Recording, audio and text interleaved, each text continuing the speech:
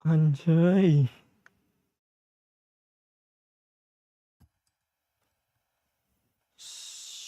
Selamat pagi.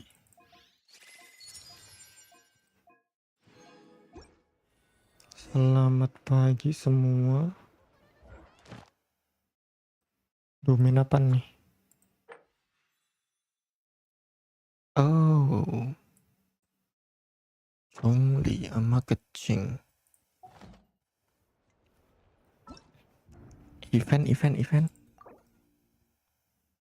Oh shit guys. Harus nyelesain Natlan dulu ya. Tapi masih 3 bulan sih. Masih lama. Oh, perlu nih.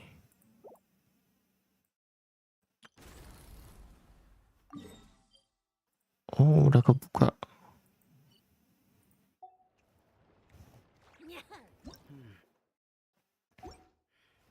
Battle Pass lagi.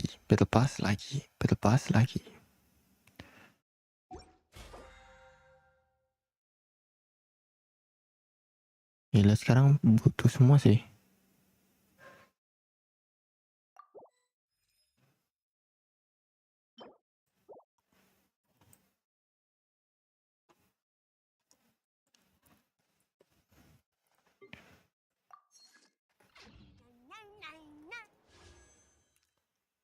Wow.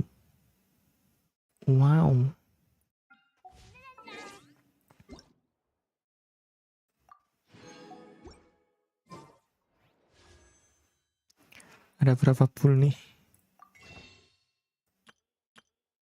45 doang sih. Ya, Maple Spiti lah ya, kurang lebih lah ya.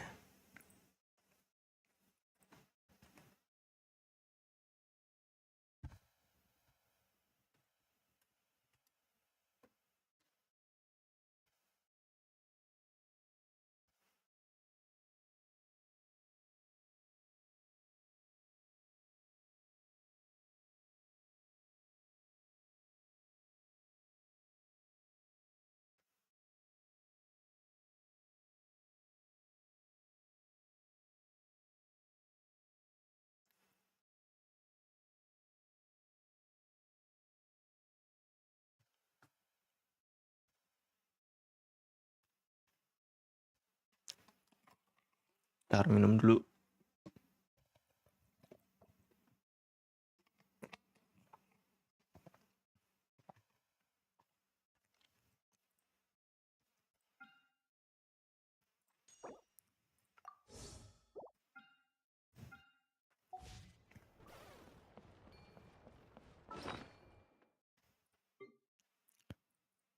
Oh, Sanctifying Elixir lagi.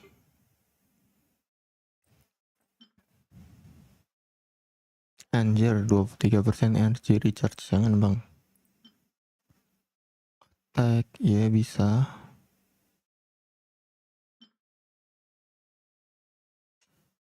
Waduh, dibilang bagus. Enggak, dibilang mid enggak.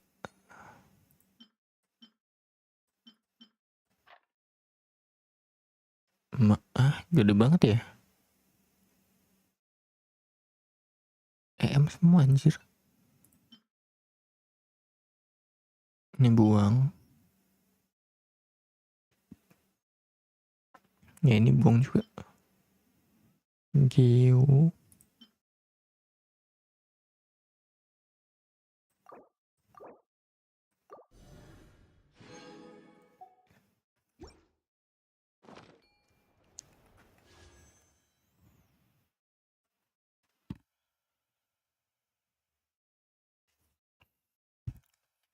Gila, kelihatan gelap banget ya di kamera.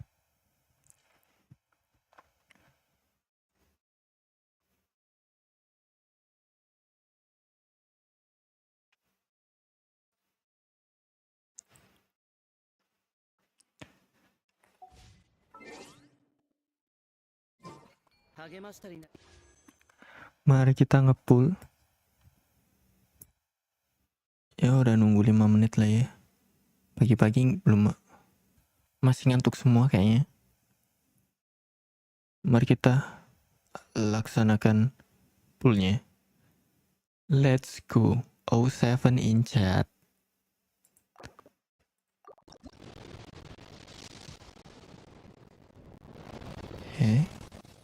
Tori.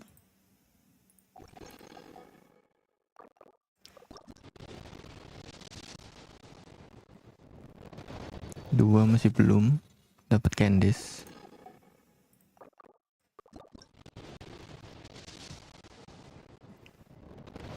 Di 30 masih kosong. 40.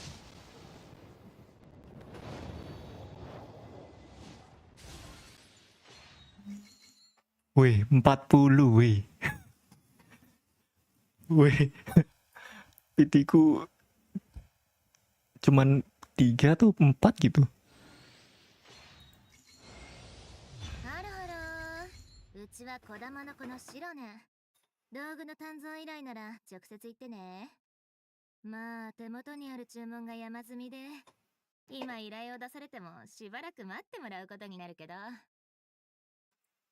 Apakah dapat double? Terlalu berharap sih. Tapi udah dapat early. Boleh lah, boleh lah, boleh lah. Boleh lah, boleh, boleh, boleh, boleh, boleh. Ya siapa tahu dapat Chiori itu kan.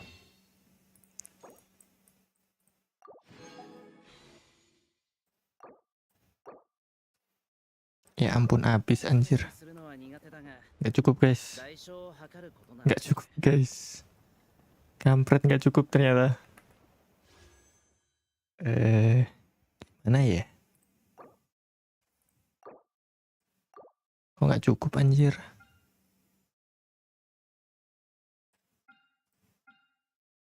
Ada single aja.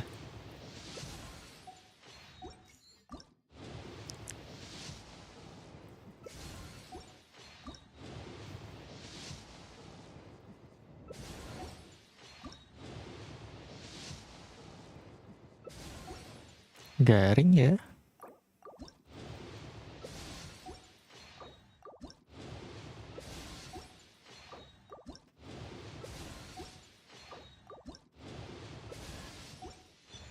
Apa coba? Oke. Yang penting udah dapet silonen.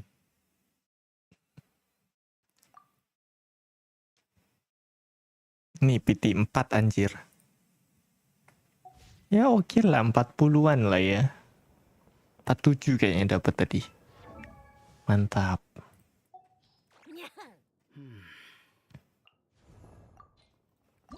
Pararap pap pap pap pap pap pap.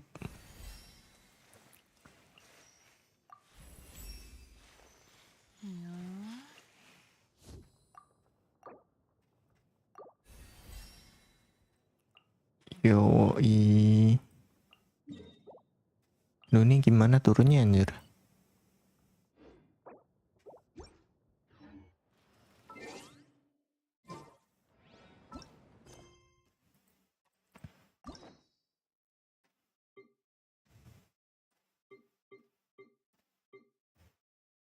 Oh ganti gambarnya. Oh. Oke. Archon Quest. Kita coba Archon Quest dulu.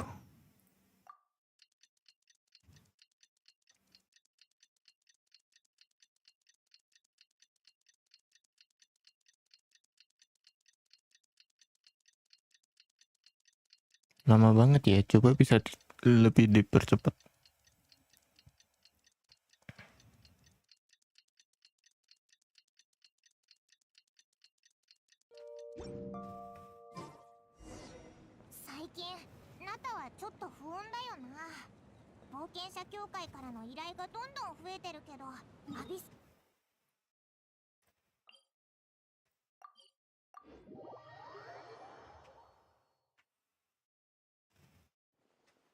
Pengen farming dulu deh. Tapi turunnya gimana anjir? Lewat mana nih?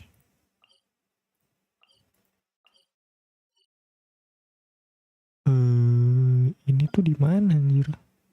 Oh, kayaknya bisa deh itu. Bawahnya ini.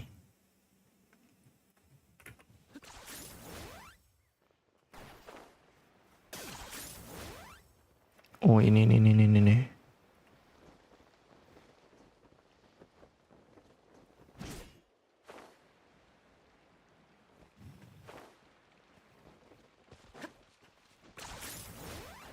Ya ilah. Nyangkut, Bang. Oke.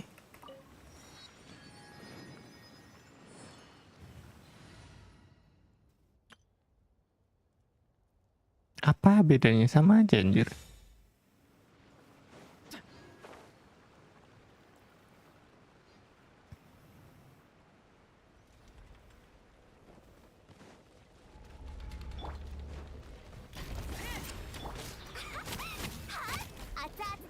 Tebel juga ya.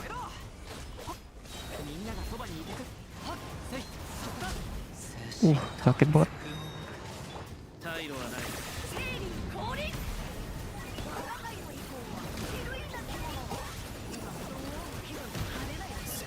Hah?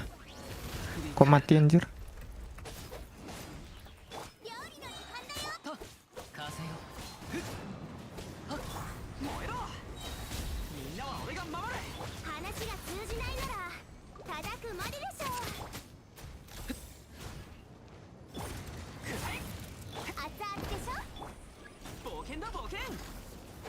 Apa ini?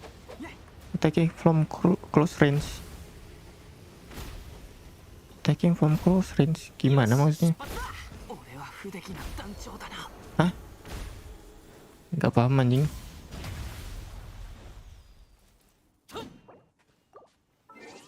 Gimana maksudnya anjir?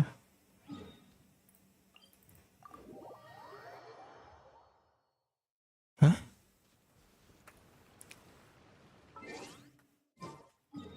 Attacking from close range.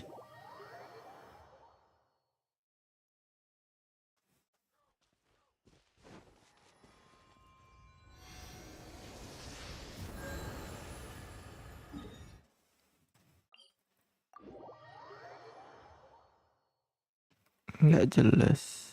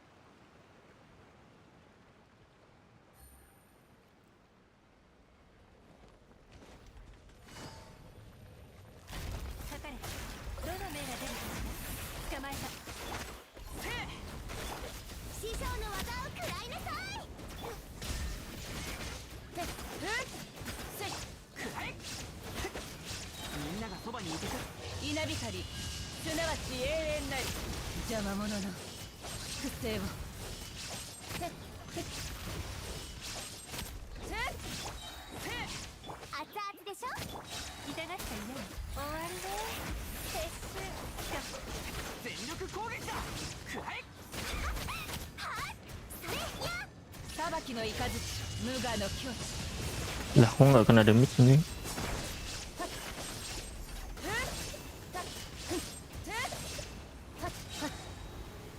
Attacking from close range ini maksudnya gimana anjing?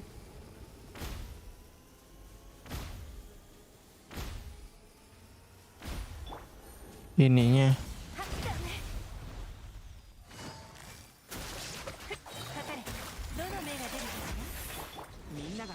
nggak paham sumpah.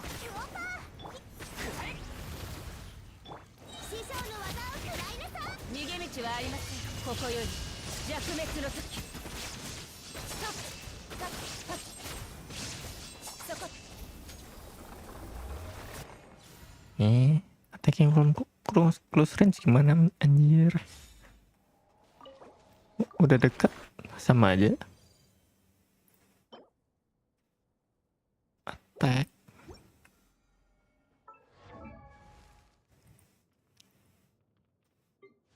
Oh ya, dapat constellation 1 doang ya, anjir.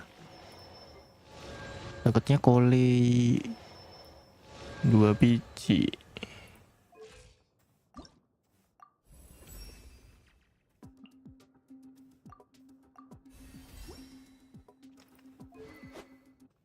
Gila, keren. Senjatanya pakai yang free to play. Berarti harusnya ya pakai yang Natlan dong. Iya kan? Salah pencet.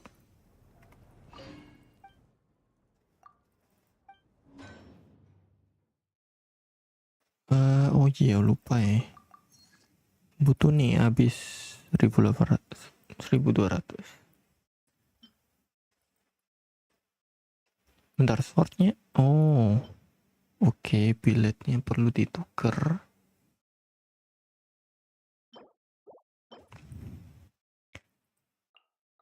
Elinas Surface. Elinas tuh yang mana anjir?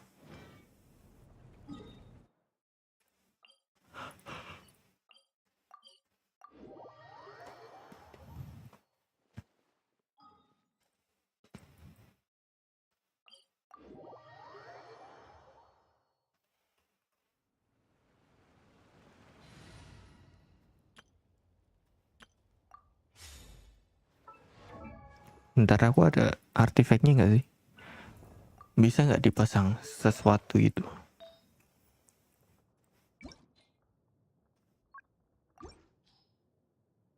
Defense. Apapun yang defense bang. Perlu ER sih kayaknya.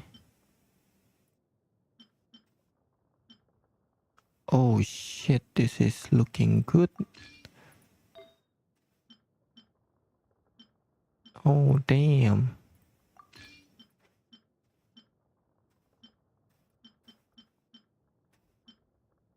Kenapa nggak di lock ya? Bagus banget anjir. Boleh. Attack ya. Ada lagi nggak? Defense. Ini sih kayaknya. Crit. Juga bagus. Lock.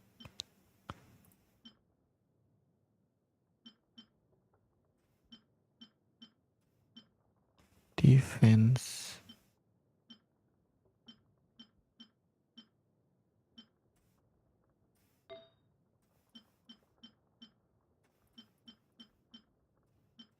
Defense apa geo damage bonus ya? Ini juga harusnya defense gak sih?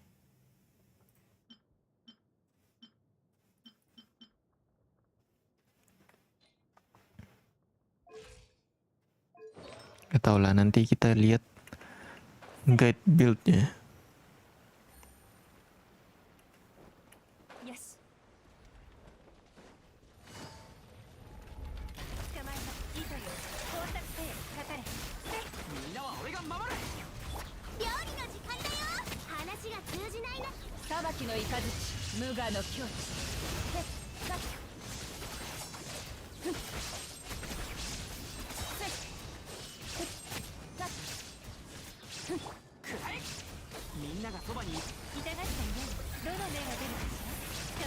Nggak nyampe mas ulti. No way bro. Sakit banget ya ini ya.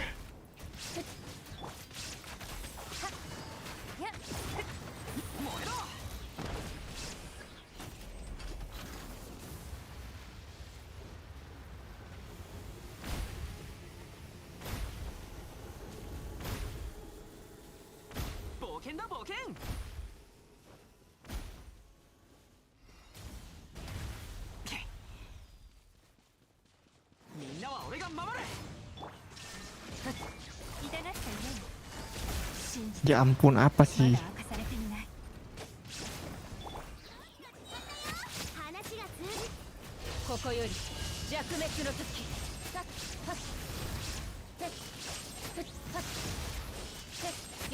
Nggak bisa di iframe anjing.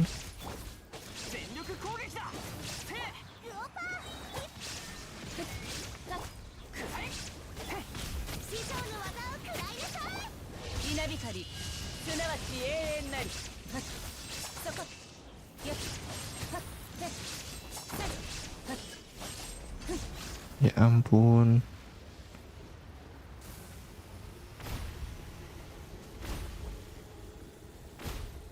Ininya nggak sih?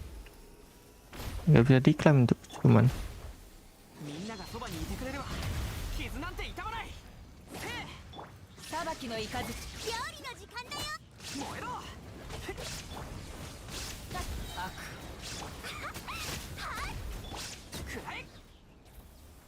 Gila, susah banget ya ini bosnya.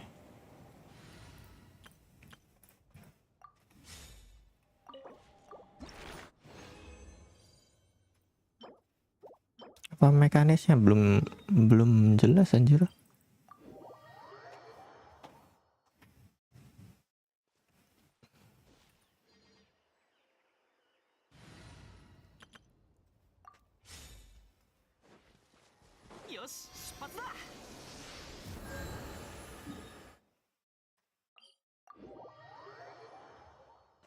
Nggak jelas mekanisnya.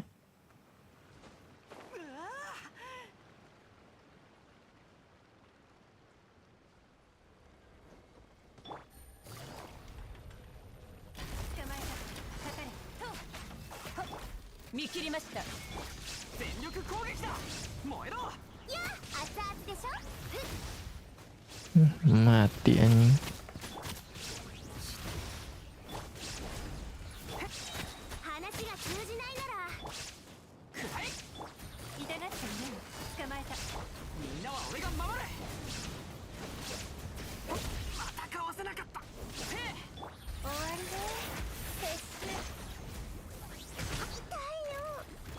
Wait. What?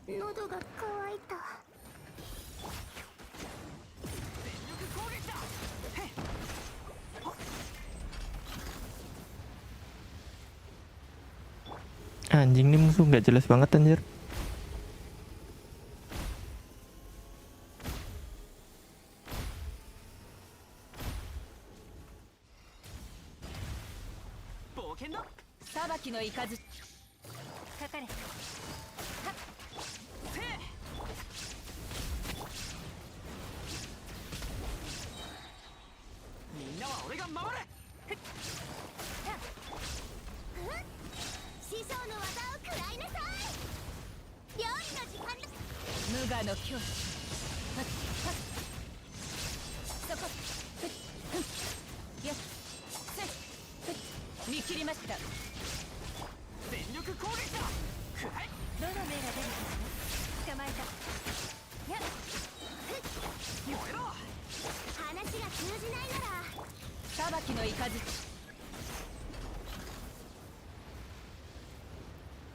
Sumpah nih bos gak jelas banget anjing.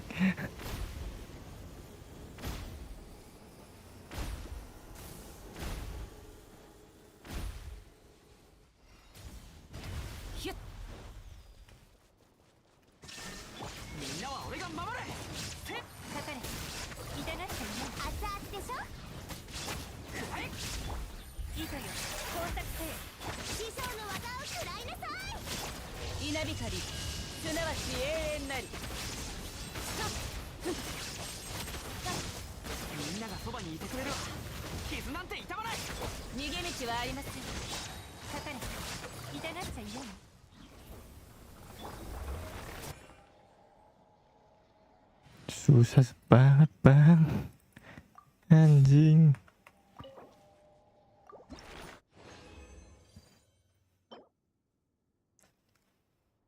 Oke.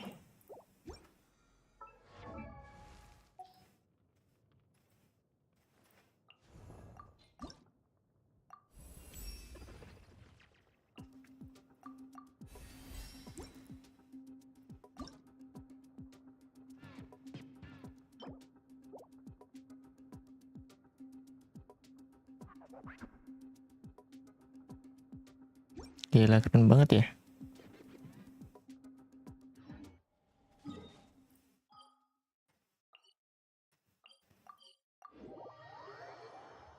Silunan keren banget anjir.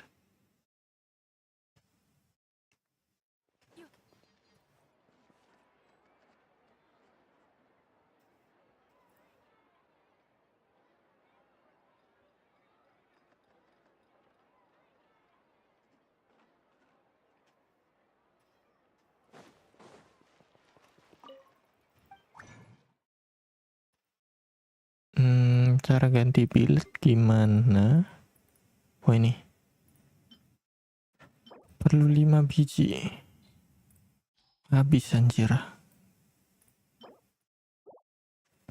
Emang kepake buat apa ya? Oh, weaponnya Sumeru doang kan yang bagus. Sisanya nggak kepake anjir. Baik.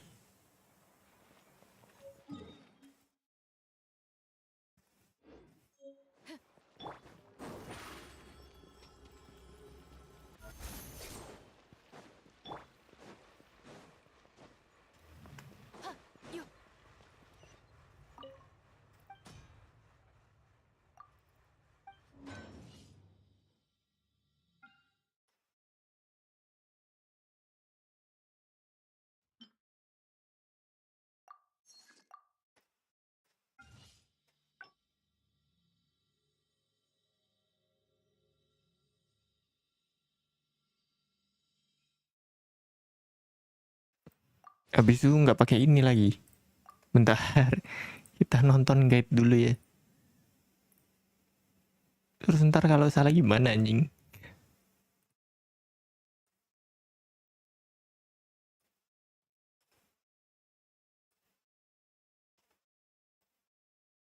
Nggak lucu ya kalau salah ya. Kita nonton dulu.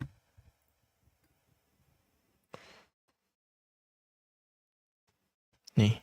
Hello Udah langsung muncul di home. I Win to Lose Gaming. Shilinen has come out and so has this guide video. Prepare yourself to learn everything you need to know about Shilinen in this ultimate guide for Shilinen.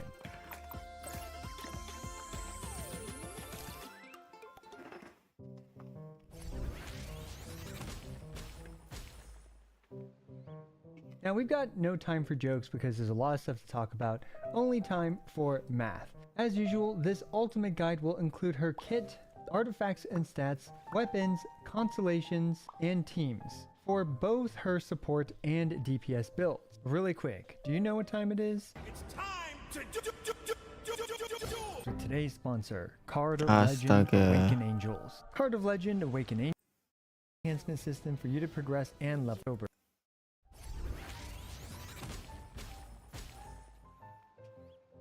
Okay, so for the kit portion, not to toot my own horn, but the editing I did for the Constellation Zero showcase video describes her kit in great detail, very satisfactorily. So I'm just going to slap that here. Now, if you've already seen my Constellation Zero showcase video, feel free to skip to the sections that you need because as usual, the video is timestamped for you to jump to the relevant sections. Shilinen's kit revolves around her Boleh using makan her apa ya? skill to shred the enemy's resistances, and she provides a ton of other buffs. In order to understand her, we're going to start with her elemental skill, so let's take a look at the Constellation Zero Shilinen Showcase's explanation of it all. Let's talk about her skill, Yoho's Scratch. Anjing, You'll see panjang banget these anjir. colorful Doritos, aka source samplers, which are based on the elements of her party members. These source samplers can be the following elements: a Geo Zesty Cheese Dorito, a Pyro Spicy Nacho Dorito, an Electro Spicy Sweet Chili Dorito, a Cryo Cool Ranch Dorito, and a Hydro Soggy Dorito.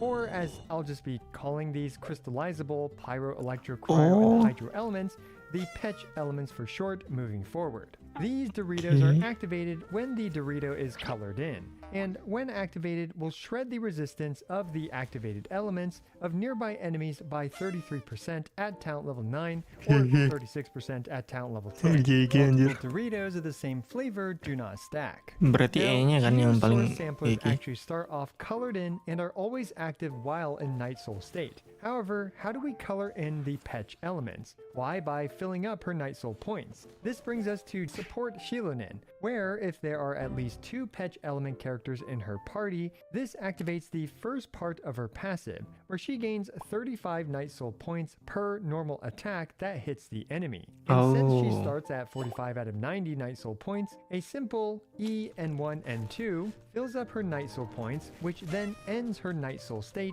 and colors in the colors for the Petch Doritos, which means that nearby enemies now have their resistances shred by up to 36% at Constellation 0. Of course, you can swap her off and they're still active, and you can see that the source samplers are active via this nifty beating around your on-field character. In this example, we can see that Guoba on his own is critting for 4,538 damage. Then, with the Cinder City's buff and Shilinen's 33% resistance shred, now Guoba is doing 7,157 damage. A very solid 57.71% Sino sama C1 sama R1 bedanya jauh ya? Beda 22% anjir. Damage. And if we include her signature weapon, Peak Patrol Song, which adds an additional 25.6% bonus damage for Guoba, now Guoba's Spicy Dorito Breath is doing 8,138 damage, or 79.3% more damage. And I know a lot of people will be very curious about this, so let's compare Shilinin to Kazuha. In the end, the damage buffs they provide are very similar to each other, with the gap closing even further if Shilinen's skill is at level 10. On top of that, Shilinen's buffs last for 15 seconds instead of Kazuha's usual 8 to 10 seconds. I'll yap a bit more about Kazuha versus Shilinin later on in this video, but just know that both of them are clearly incredible damage buffers and supports. But that's not all, because we still have her Elemental Burst, Ocelotleku Point. That's going to be the only time I say that in this video.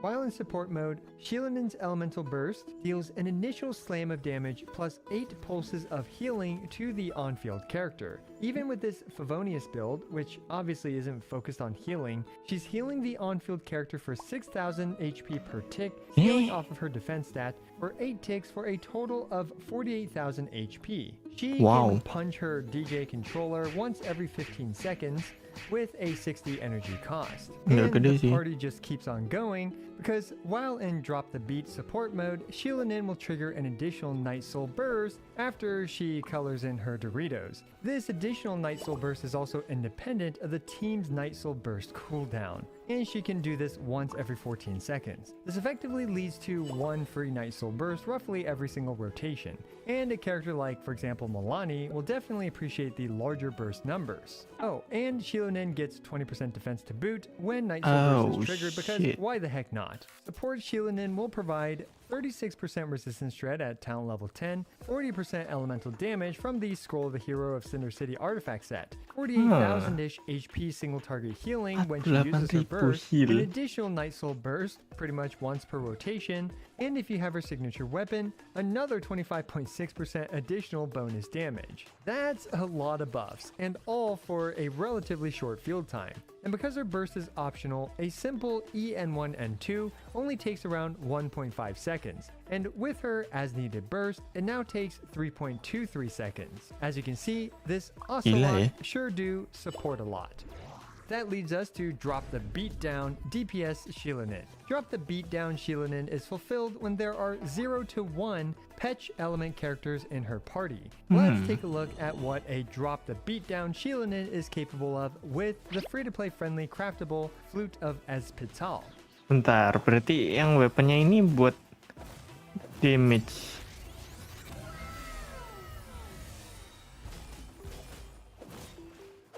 Oke juga ya.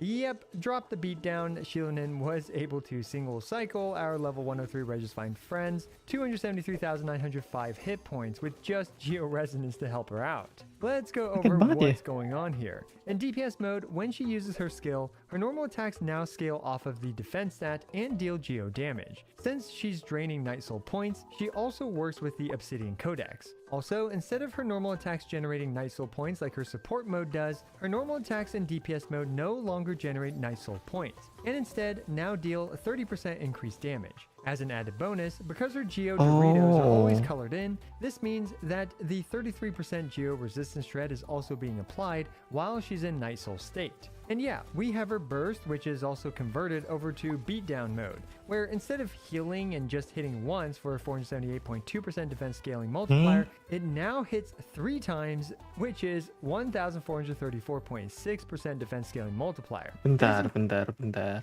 Once for a 478.2% defense scaling multiplier, it now hits 3 times, which is 1,434.6% defense scaling multiplier. It is important to mention though that DPS Shilinen's burst no longer heals. In total, at talent level 9, this dropped the beatdown Shilinen dealt around 3,188% defense scaling multiplier in 9 seconds. Looking at all these buffs to her own damage, in hindsight, it's actually no wonder why Shilinen actually deals non-negligible damage. But before you get too excited over damage output, this is admittingly not like an insane amount of damage. This is what I would describe as a rock solid and usable, non-negligible amount of damage. Alright, now let's jump through some general info before moving on. Her skill generates 4 geoparticles on the initial rush hit. Although as usual with particles, more testing needs to be done. Her skill's 7-second cooldown begins after her E ends. The initial hit on her skill applies Geo, and N1 actually does apply Geo right after her skill, but usually it doesn't crystallize because of the 1-second crystallized cooldown. Dashing consumes Night Soul points around 3 times faster, and her resistance shred range isn't too big, but it's perfectly usable for most characters in most situations. It's also worth noting that for support Shilinen, there are no Animo, Dendro, or physical Doritos, meaning that Shilinen cannot resistance shred Animo, Dendro, and physical elements. And if all that was really overwhelming, well, as a wise philosopher once said, support cat, E-N-N, Q if need healing, if angry cat, E-N-N-N-N-N-N-N-N-N-N, Q for big rock pain. Before Shilinen's rotation, here we can see that I've tested out a couple of combos with a support rotation, doing significantly less with obviously a lot less field time as well. And we can see that the damage she does in the rotation, isn't a whole lot. It's about 79,000 with damage maximized values. And when it comes to E B1 B2 and then burst, or E burst B1 B2, I found that it doesn't really matter that much. And as such, I've even added EQ B1 B2 as an alternative because Shilinen is actually able to catch the particles even if she does EB1 B2Q from her own, E casted geoparticles that are generated. So that means that either rotation works pretty well for her. Now do keep in mind that if you want to squeeze out every last bit of damage from a support Shilinen using her signature weapon, the Peak Patrol Song, then you're going to want to do EB1 B2 then Q, because you're going to buff the Q's damage with the weapons buff as well. When it comes to the DPS rotation, we can see here that if you're using the Peak Patrol Song, you'll always want to do at least a B1, B2, Basic 1 or Basic 2. I think in Genshin it's actually N1, N2. Just, been getting all my gacha games mixed up a bit. But anyway, if you just do a B1, B2 before Q, then you'll see that you can squeeze out this amount of geo-infused attacks for a total of 3,450% multiplier. But you can rest assured knowing that you can pretty much do whatever, whether you are in support mode or DPS mode, and you will get roughly the same performance. For Shilinen's talent priorities, I'd prioritize the skill to maximize her resistance shred, then her burst for more healing and damage, and finally her normal attacks if you do want to use her bisa as a dipakai DPS. support, bisa dipakai DPS. Let's talk about Shilinen's support builds, artifact, stats, and weapons. YOLO Now, for the artifact defend set, sih. it is actually quite simple. I highly recommend just using the 4-piece Cinder City for pretty much 98% of the time, because this thing not only provides the 40% elemental damage bonus for the entire team for basically 15 seconds, It also helps Keren her banget with her Adelcino. energy management, providing her 6 extra elemental energy per Night Soul burst. And yes, this obviously includes her free Night Soul burst that she triggers after she uses her EN1 and 2 on a support team. Now up next we have the 4-piece instructor set. This is one of the few other sets that I can find any use case for Shilinen. And this is, you know, again, as I mentioned, Scrolls Center City 98% plus of the time. But in some situations, if you really just want to increase Hu Tao's damage, you can consider running the instructor set. Because Hu Tao isn't typically ran with another pyro character. This means that you won't be able to crystallize pyro very reliably. So instead, you can actually trigger a crystallize off of Hydro, and this will actually increase the situation. I will bonus to do more damage, to min-max certain things. Gak terlalu penting. On the mind. Now, up next, let's talk about Shilinen's support weapons. The most obvious one is definitely the Favonius Sword. For most free-to-play players, I actually highly recommend the Favonius Sword because this thing will help mitigate energy issues across the entire team. Another free-to-play friendly weapon that support Shilinen can use is the Flute of Espizal, which provides 2 primary benefits over the Favonius Sword. It heals a bit more and it does a bit more damage. But let's be completely honest, Shilinen's damage contribution in a full team scenario when she is in support mode is going to be very, very minor. Instead, having the utility of the Favonius Sword is my personal recommendation. Now that being said, if you do need more healing as well as a bit more damage, the Flute of Espizal is a decent free-to-play friendly option. Now, needless to say though, her Peak Patrol song is going to be her best in slot, providing herself the biggest damage boost to her own damage, but more importantly, providing up to 25.6% elemental bonus damage to the entire team, assuming Shilinen has 3200 defense or more. So that's the perfect segue to actually look at these builds that we have here. So we can see here some recommendations for the main stat pieces. In this case, for the Peak Patrol song, if you just want to start off with a super budget build, I recommend defense % timepiece, defense % goblet, and either healing bonus, defense, pakai or freedom sword. Oh, bisa ya? Freedom sword? rate on the circlet. Now, if you want to maximize her damage, which she does a non-negligible amount of damage, I would say, with the Peak Patrol song at, you know, roughly this much damage, you can eventually try to build her with defense %, timepiece, a geo damage goblet, and finally generally a crit rate circlet in order to just squeeze out a little bit of extra damage on your Shilinen. But generally speaking, it really doesn't matter that much. This should not really be your priority to squeeze out the damage. Perhaps that is a stretch long-term goal. Now for the Peak Patrol song, it is important to hit 3200 defense. And what that means is that all you actually need in the character stat page is 2,865 defense, because she gains 20% defense from one of her passives, and then she gets 16% defense from the Peak Patrol song. So 2,865 defense on her character page will reach 3,200 defense after factoring in those defense buffs within her kit for the max Peak Patrol song buff. Now in terms of the Favonius Sword, I personally recommend defense timepiece, defense goblet, and most of the time a crit circlet, although you can make an argument for a healing bonus circlet if you have a decent amount of crit substat rolls, because in certain teams where you need more healing, that means that Shilinen will be hitting at least 4 times with E and 1 and 2 as well as Q, which is 4 hits. So that means if you have around like 50% crit rate, you have a pretty decent chance of still critting even with the, you know, without a crit circlet. Now up next we have the Flute of Espizal. You can see here that I did give it a lower rating than the others because I find that the increase to damage as well as the increase to healing just doesn't really provide as much value in my opinion as the extra particles from Favonius or the damage boost from the Freedom Sword as well as the Peak Patrol song. But it is definitely an option if you want to use it, because it does look better on her than the Favonius Sword, I will say that much. Now, we'll also notice that the Freedom Sword is here as well. And the Freedom Sword is a usable weapon on her, so you can actually do a couple of things to activate it fairly reliably, because Geo as a reaction only removes part of the elemental gauge. That means the element will still be on the enemy, so you can actually do E, delay N1 in order to trigger 2 crystallizes with that. But you have to delay the N1 by roughly 1 second, or you can do E, Q, N1, and 2 in order for her to trigger Crystallize twice, because the Q will, will obviously trigger Crystallize roughly 1 second after the E triggers Crystallize.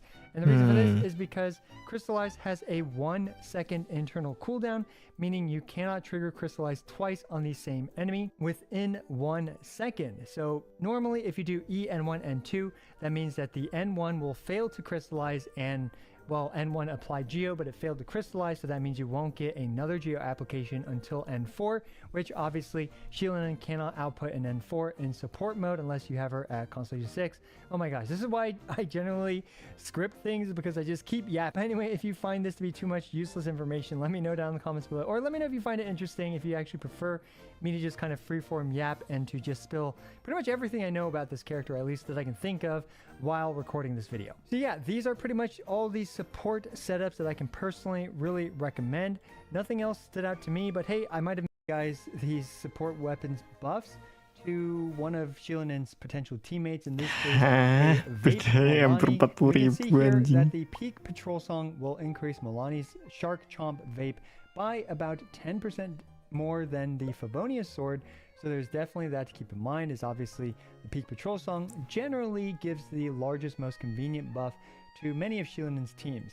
However, the Freedom Soren is coming somewhat close at about 6.41%, and for attack scaling characters that also use normal basic charge plunge attacks, I believe all of the above, then the Freedom Soren might actually do a bit better in some situations in terms of the amount of damage that it buffs. But obviously, going Flutavez Pistol, reason why it's not as recommended in comparison to the other support weapons is because it does not buff teammates' damage by as much as the other options. As the subsets aren't too important for support Shilinen, and if you really want to min-max stuff, it can get a bit complicated, but this should be a good starting point. Constellation. We've made it to the build section for DPS Shilinen, and fortunately we're going to start with the artifacts, which is generally pretty simple, and it is to just use the Obsidian Codex, 40% crit rate as well as 15% bonus damage to her entire kit, including things like her Elemental Burst, small amounts of skill damage but still skill damage, as well as perhaps plunging as well. Just makes the Obsidian Codex a no-brainer when it comes to DPS Shilinen. However, if you want to use something in the meantime as you're farming for the Obsidian Codex, if you do use her with Furina, you can use the 4-piece Marichasi Hunter. You have to pretty much use Furina to really get the max benefit from it, and you also need a non-pet healer like Xianyuan or Baizhu in order to fulfill her passive, as well as to have a second Geo character on her team to get Geo Resonance, blah blah blah. You guys get the gist. Up next we have the 4-piece Husk of Opulent Dreams. I personally really dislike this artifact set because you have to wait, what is it, off the top of my head, 24 or 16, 20 seconds, however many seconds you have to wait. This brings us back into vanilla Genshin Impact, where you would have to wait at the beginning of every single Abyss Chamber every time you press that retry button. It's just really annoying to use, so I don't like the Husk of Opulent Dreams. But if you're a patient person unlike me, then I guess this is a good choice for you. Up next we have the 4-piece scroll of the Hero of the Cinder City. Weaponnya cuman the 4-piece scroll, nggak pernah dilihat anjir. Skill E nggak pernah lihat weaponnya ini. Or perhaps you are more loquacious and you like to say the 4-piece scroll of the Hero of the Cinder City. Let me know down in the comments below as to what typically people refer to the 4-piece scroll of the Hero of the Cinder City artifact set as. Anyway, basically this thing can actually buff your Geo teammates, and it's honestly not great to buff your Geo teammates on her team, but with that being said, you can buff Kachina's damage, you can buff Albedo's or Chiori's damage, and they obviously do non-negligible amounts of damage with this funny setup.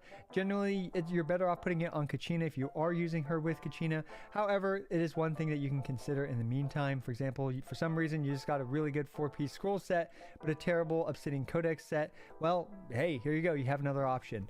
And finally, we have the Gladiators, which provides 35% bonus damage to, or sorry, normal attack damage, which just doesn't do that Okay, well. skip.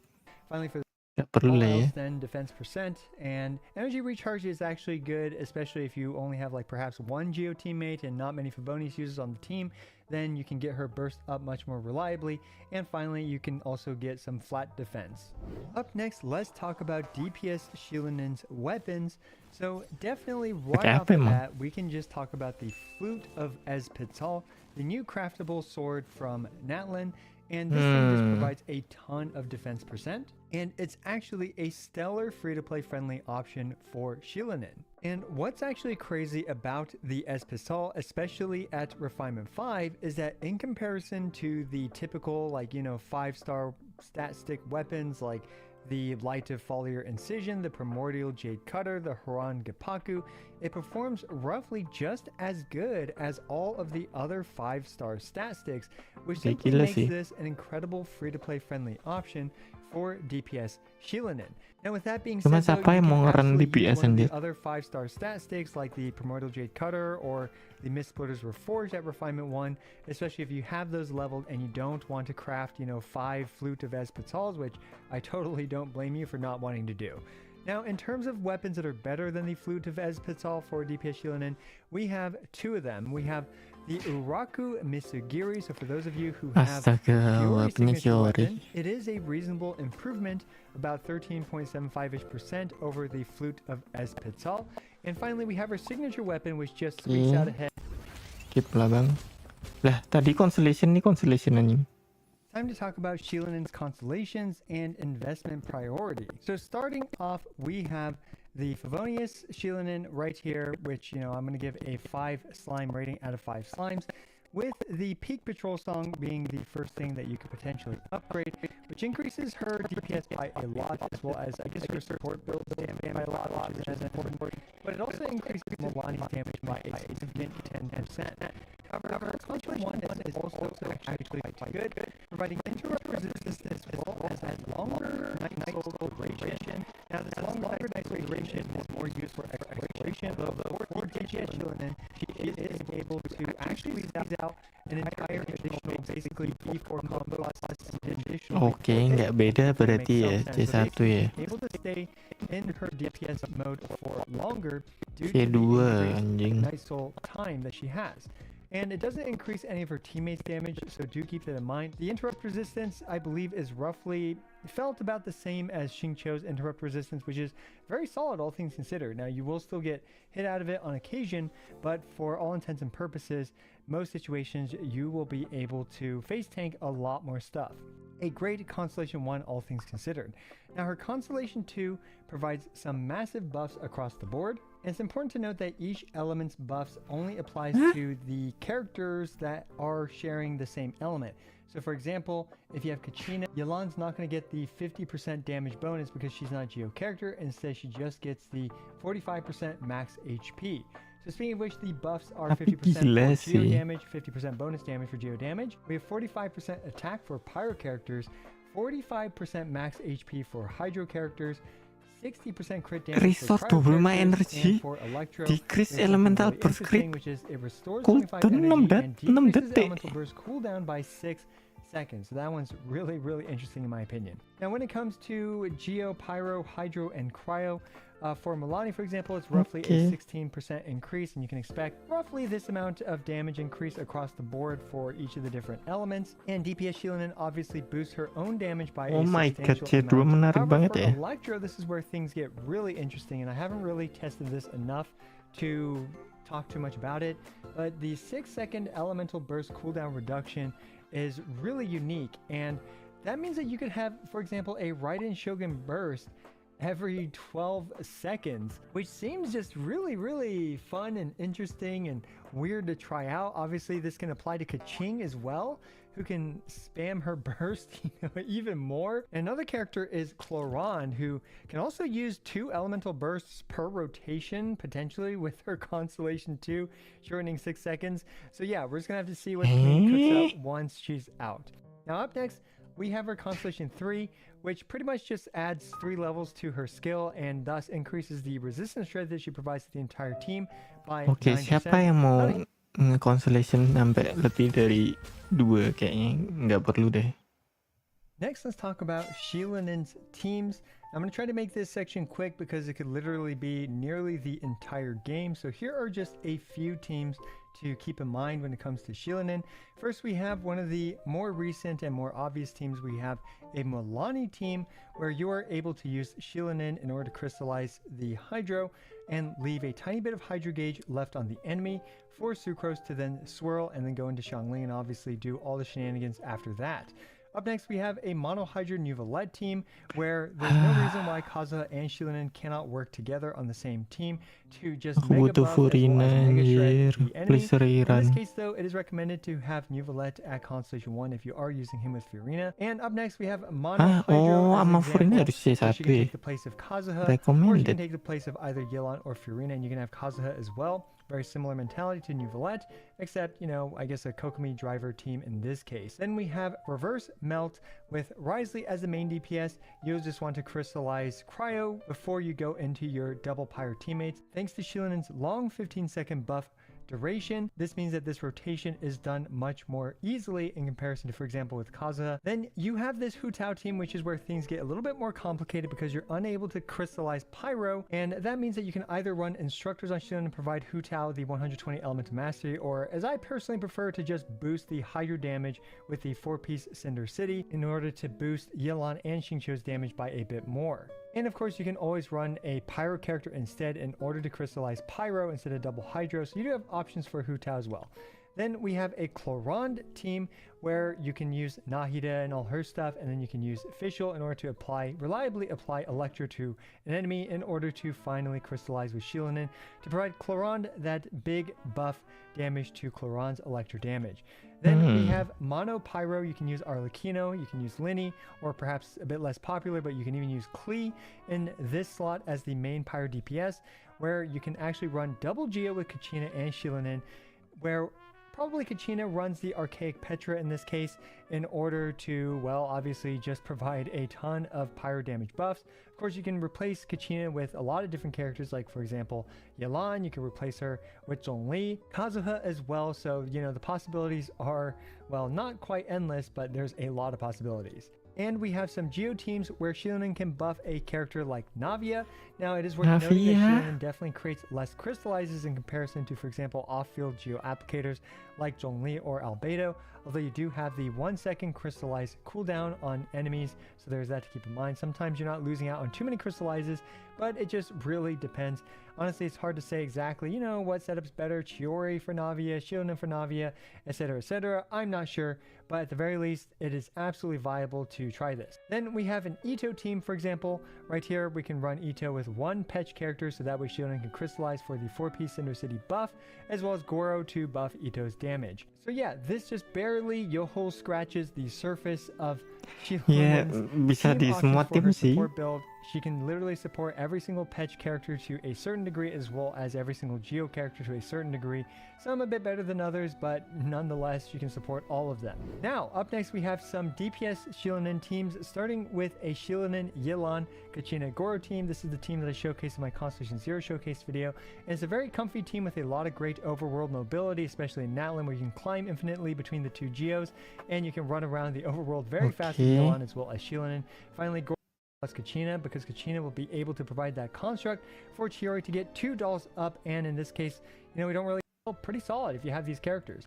And we have Plunge Shilinen, one of the most fun setups that I had, where you have Furina Shenyun and Goro as well as Shilinen. This is a fun team session about Shilinen, pretty much telling you guys almost everything that I know about the character, or at the very least everything I can think of while recording this video. Now, let me know what you guys think about this style of guide where I just kind of yap all the information that I can out there instead of, you know, trying to script it and condense it a lot more than usual. Or at least a lot more than this one, because usually I condense it a bit more than this. So yeah, I guess we'll see how the video does and whether or not we'll do this style more in the future. Sorry, it is extremely long, but there was a lot to talk about because Shilinen is basically 2 characters in one, a support character and a main DPS character. Gila, setengah jam anjir.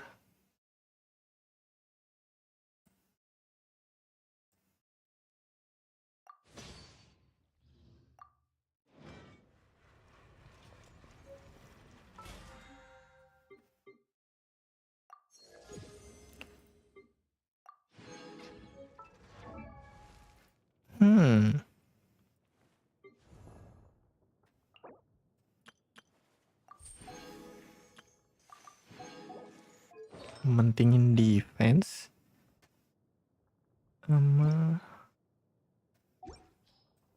ER.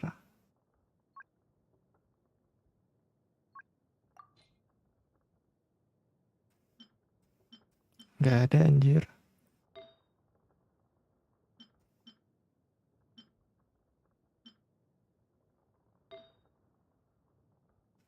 Cuman flat doang anjing. Defense flat.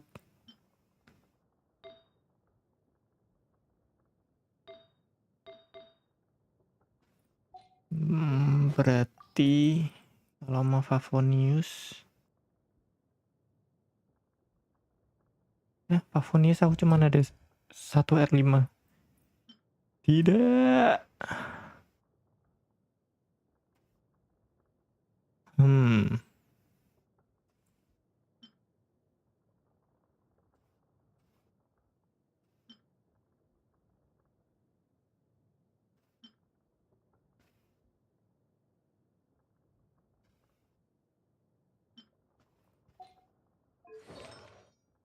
Gantilah Bennett berarti. Nantilah nge-build-nya. Mari kita story dulu.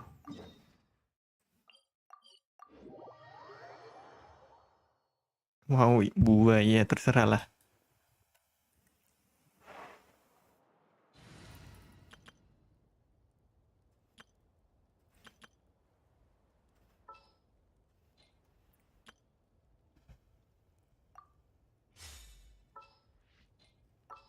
Hmm.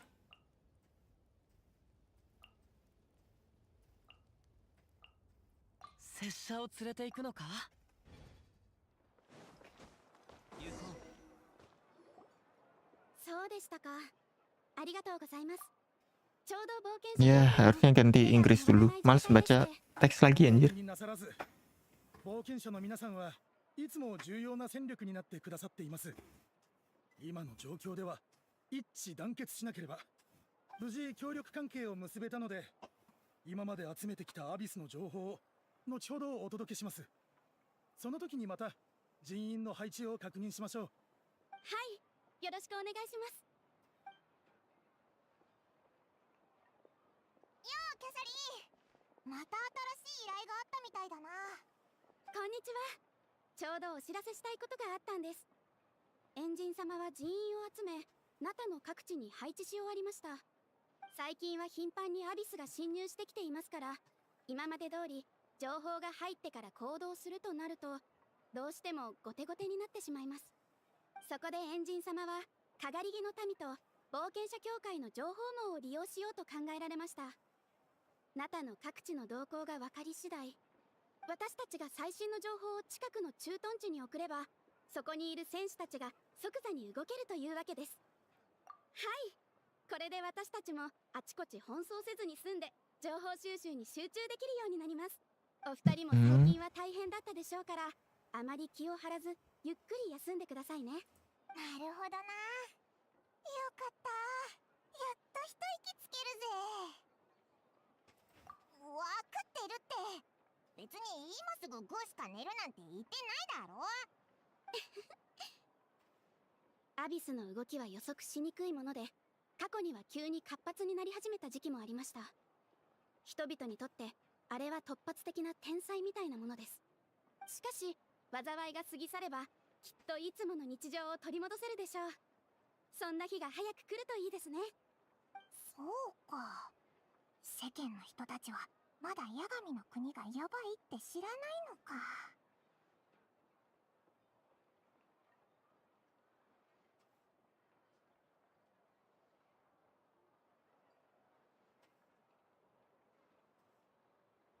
あれ、旅人さんにパイモンちゃん、こんにちは。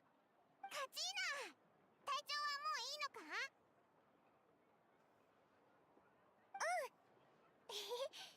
それに今は家でゆっくりしてる場合じゃないでしょ。私も何かしなくちゃって思って、ちょうどエンジン様が野外に駐在する戦士を募集してるって聞いたから応募してきたの。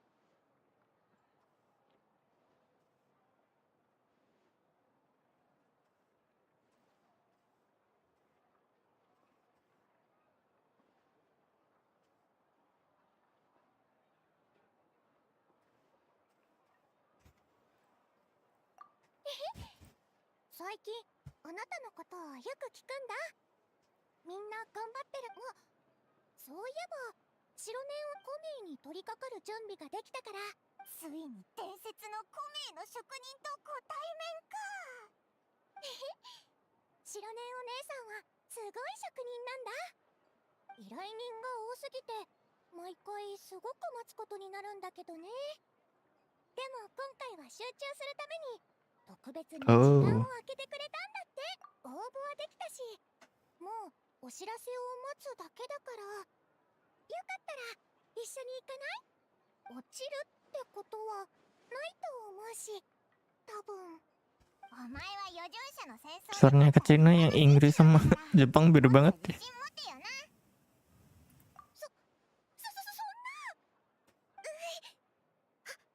恥ずかしいよ。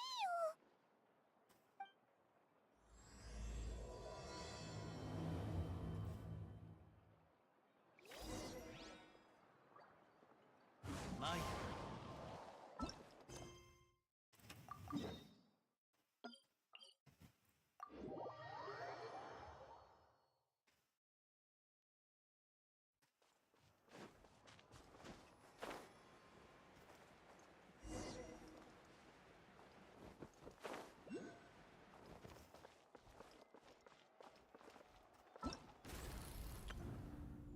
Hah?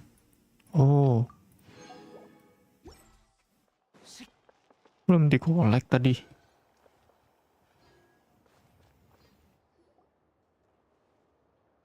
Ya lupa ganti bahasanya anjing. 白根お姉さん、コメイが必要な人を連れてきたよ。すっごい人なんだよ。私いっぱい学ばせてもらってるの。この人ならきっと英雄の名にふさわしいよ。そのことは聞いてるよ。すごい勢いで有名になったって。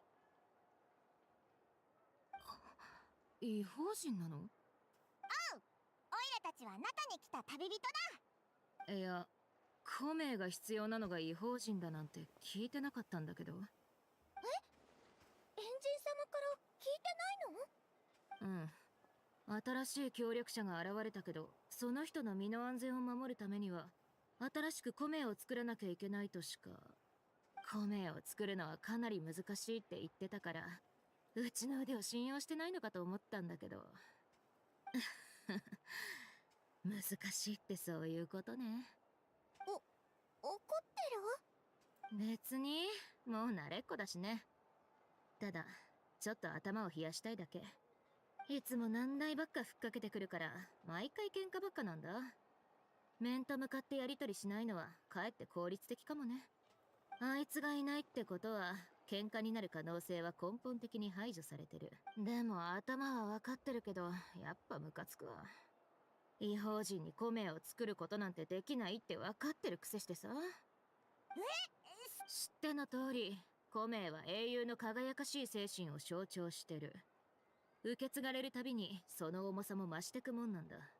コメを作るっていうのは誰かの英雄的な功績を記録すること。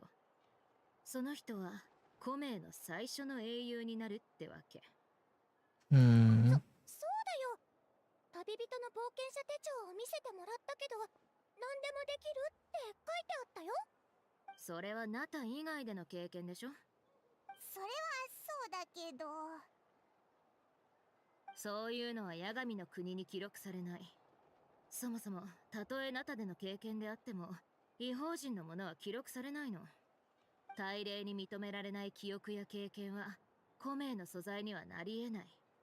どんなにすごい職人でも無から有は生み出せない。そういうこと。大礼って結構厳しいな。マービカは誰よりもそれを知ってるはずなのに、それでも米を作れって言ってきた。できっこないことを任されたってことか。はあ、怒るのも無理ないぜ。こういうこと昔もあったような。何があったかは知らないけど、白根お姉さんは近くの山を何十周も走ってたよね。そんな話はいいよ。今はどうやって不可能を可能にするか考えないと。もう納得しちゃうのかよ。じゃあどうすればいいっていうの？もう決まっちゃったことだし、マービカはエンジン様だよ。命令に背くわけにはいかないでしょ。そういう要望を出してきたってことは、あいつの計画ではコメが必要不可欠だってこと。で、うちの腕ならなんとかできるって思ったわけだ。うちを信頼してる証とも言える。自分を説得しにかかってるぞ。うんそうだね。何か方法がないか考えよう。もしできなかったらエンジン様に正直に言ってみるとか。重要なのは、どうやって大霊に旅人のことを認めさせて、その功績を記録させるかってとこだよ。前に八神の国に行った時、大霊の声が聞こえたよな。ってことは大霊とは交流できるってことか？もし大霊に連絡がついたら説得したりできないのか？部族にはそれぞれ信仰する大霊がいる。連絡するってなると、どの大霊に連絡すればいいんだろうね。こんなの前代未聞だし、一体の承認だけじゃ足りないかも。bayok. そ Oh こ my については god. うちもよく知らないし、わかんないよ。大霊と八神の国に詳しい人に聞いてみないとね。そっちの方向で思いつくのは、霊園の主のグラスバーバー、シトラリかな。あ、名前は聞いたことあるぞ。そいつのスピリットストーンのおかげでカチーナのコメを見つけられたんだ。あんなものが作れるくらいだからきっとすごいやつなんだよな。力になってくれそうだぞ。でもシトラリは結構年がいってるし、変わった性格なんだよね。いつも家に閉じこもってて邪魔されたくないっぽいし、会うのはなかなか難しいと思う。それに彼女のご機嫌を取れなければ助けてもらえないかもしれないって聞いたし。それは。どういうこと？一回助けてくれたんじゃないの？おかげでカチーナは助かったんじゃ。その代償としてスピリットストーンは一つから二つになったんだ。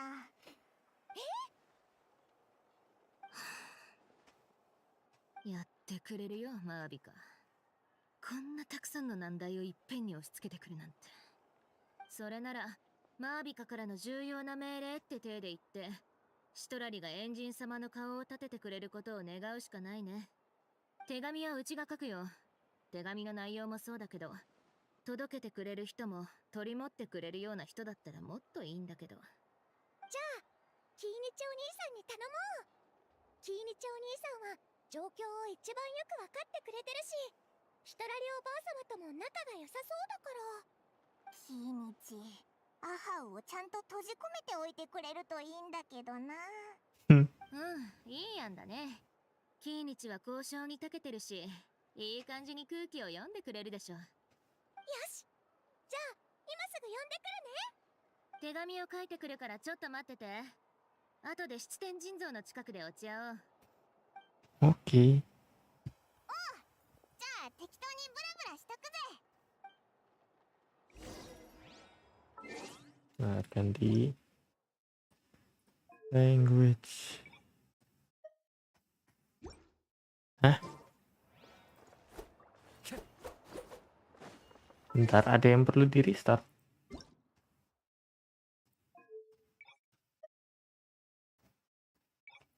Some language.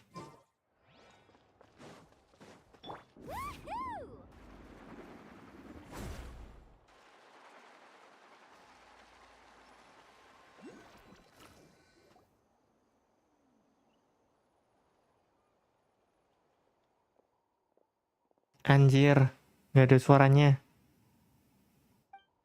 Beneran harus di restart ini. Berat lah.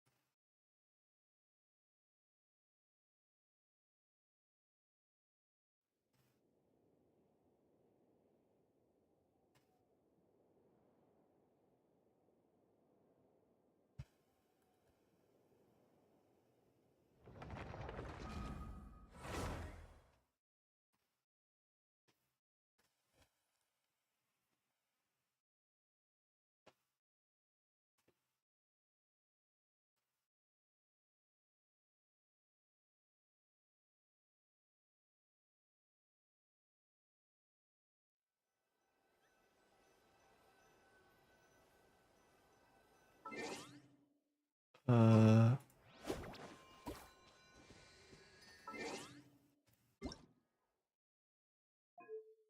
English.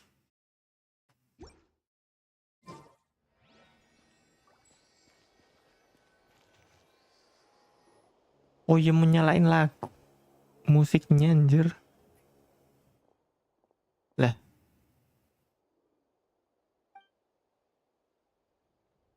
emang nggak ada. I'm sorry to put this on you, Kanichi.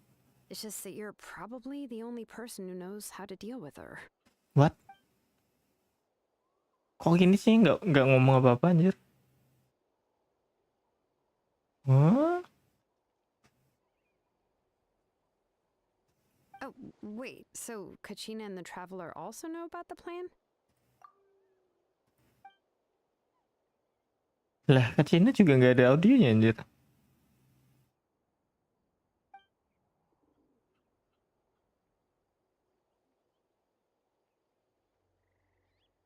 She mentioned there are 6 heroes and that Shilonen is one of 4 that have already been acknowledged. Oh, well, then I suppose there's no need to keep any secrets between us.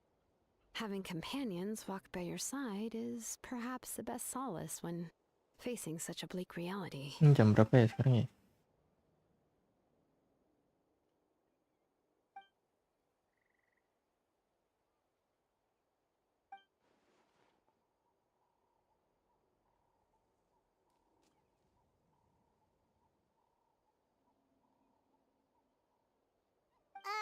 See, Lolly knows him too?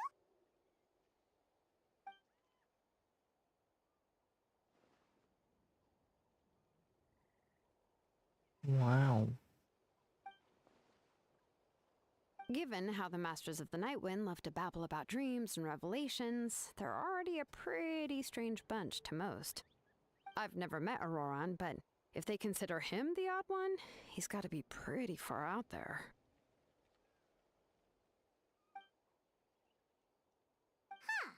Makes sense. But Paimon wonders how Seat Lolly could be the first one to notice Auroran's disappearance if she spends the whole day in her room. Masuk akal.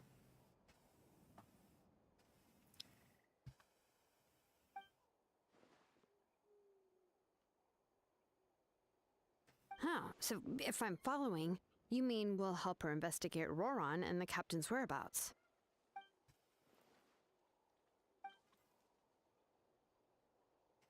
Yeah. Plus, we kinda owe her. Ah, this is then, yep.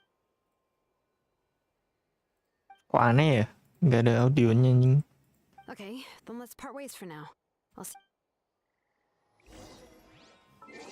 What the hell?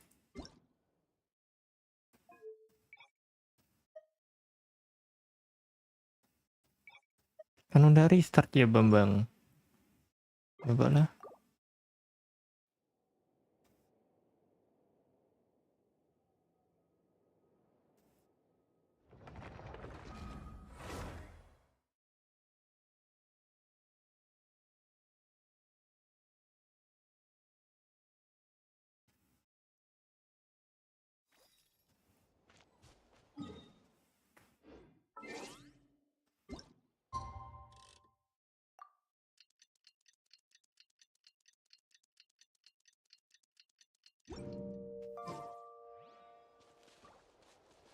Day after tomorrow anjing.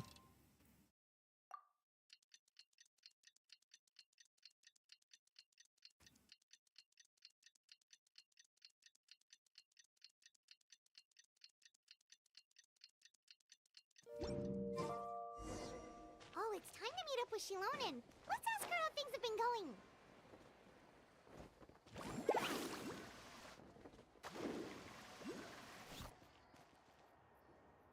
Hey, Shilonen, how's everything going? Oh, hi, Traveler and Paimon. I have bad news. Seat Lolly did not reply to our request, although I suppose I'm not too surprised. Huh? You mean she didn't even bother to give Kanichi a response? Guess she really does have quite the ego then. Yeah, well, she can be also quite eccentric, though she's one of the most gifted people around. Even the Masters of the Nightwind often struggle to work with her. My guess is that she probably has other reasons for not deigning us with a response. But let's go to the stadium and see if we can meet her there. If we do get a chance to talk to her in person, we can still try to work something out. That's true. Let's go!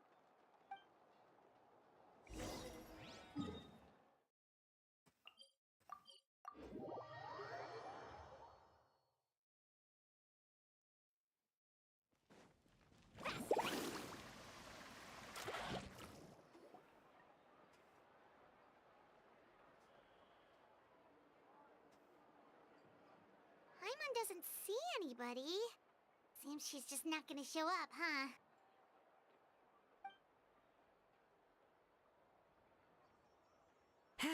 Well, we tried to be as considerate as we could, but she's under no obligation to help. That might be true, but this is still a request from the Pyro Archon, right?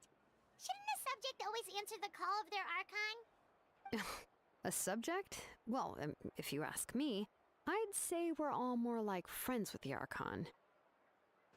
Yes, Mawika is our leader, but that doesn't mean there's any kind of tall barrier between us and her. The only thing is that she often has very high expectations of us. Huh. So even though she's super powerful, it sounds like she's actually pretty down to earth and easy to get along with. Unlike that old hag Granny Eatstily, right? Does she think she can ignore us just because she's famous? You all talk about her like she's some kind of huge deal, but she didn't even bother to reply to our letter! Seriously, if she didn't want to come, she could at least let us know! If that's what aging does to you, Paimon never wants to get old. Oh, really? So, that's how you see me? Huh? Who's there? Who's talking next to Paimon? Oh, don't mind me. I'm just a disgruntled old hag, right? Come on, relax. I'm sure my bark's worse than my bite. Huh? See, Lolly. Loh. Wait, you're Seat Lolly? You're Granny Eatstily? Yes, Granny Eatsley. But emphasis on Eatsley, not Granny. Ah, you must know this trope from light novels, surely. They use it all the time. The young man who's actually the oldest person in the room. The girl next door who turns out to be a seasoned veteran. The wise sage who looks like a little kid. Oh, wipe that look off your face! You've seriously never seen an older lady that doesn't look her age? Okay, well, don't go thinking it's a trick either. See? I'm barely wearing any makeup. Did I forget to mention, she's called Granny, but she's actually pretty young. Huh? It was an honest mistake. I guess we've just gotten used to it. I'm sorry. So, how old are you actually? What? How dare you? Don't you know it's rude to ask a lady her age? Paimon really didn't mean to offend you, it's just that your case seems really unique. Oh, Paimon just wanted to apologize, but now she's putting more and more of her foot in her mouth. Really, Paimon just got a little mad since we thought, well, you were gonna leave us out to dry. It was my idea to invite you here, Seat Lolly. So if you're upset, you can just take it out on me. All right. I was only joking. I didn't mean to chastise anyone. There's really no need to take all this so seriously. If anything, I'm gonna feel awkward if we keep this going. I received Kenichi's letter and was planning to attend this meeting. Since I had already decided to come, I figured there was no need to draft a reply that simply said, "Understood." Besides, just showing up is the most important part. No? But, of course... It's also natural for people to get held up by one thing or another as they're trying to leave the house. It certainly was a bit awkward to see that everyone else had arrived before me. At first, I was thinking of quietly sneaking over, but since you were already here waiting for me, I started to think about how I should phrase my apology. Only to hear you all talking smack about me. Anyway, that's the whole story. Honestly, it's not like I owed you an explanation anyway.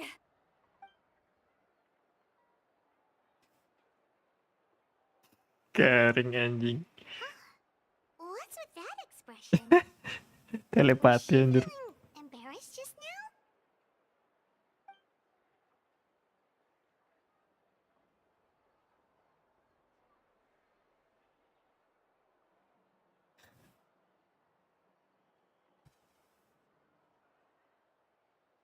When the Masters of the Night Wind say they struggle dealing with her, I wonder if the feeling is mutual. She seems to be pretty awkward herself. Everything she does and says seems a little forced. Anyway, Shilonen, I heard that you require my help in crafting an ancient name. Correct. The situation isn't like anything we've handled before. Let me explain. I see. So Mawika has asked you to forge an ancient name for an outlander. Well, that would be a first. And you've also heard all about Auroron. I must say, he's always been a good kid. I can't see him joining the Fatui of his own volition. He must have been coerced somehow. Yeah, that's what we came here to ask you. We'll help bring Auroron back if you help us solve the problems of forging the ancient name. What do you think? I suppose I'll just call you Traveler for now. Traveler, come here. Let me take a good look at you.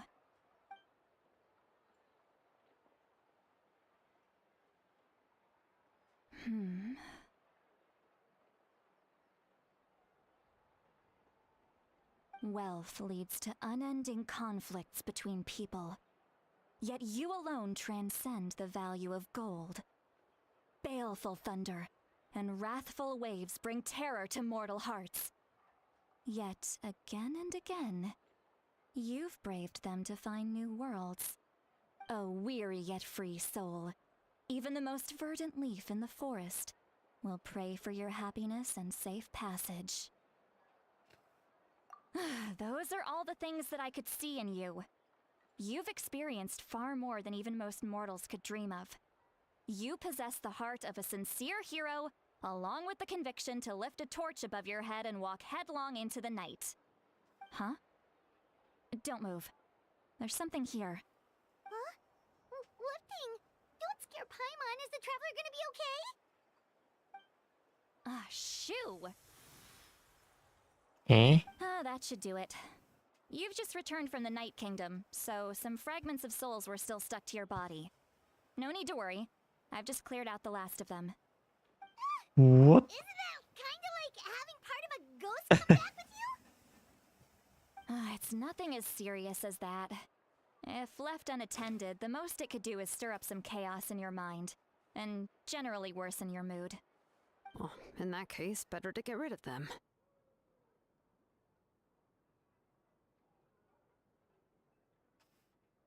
It was nothing.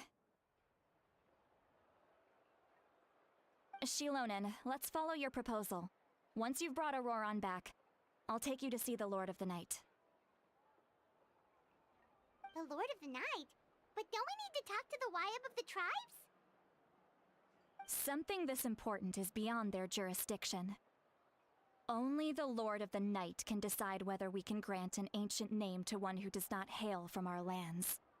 The Lord of the Night is an ancient entity that rules over the entire Night Kingdom, constantly borrowing the power of the sacred flame to combat corrosion from the abyss.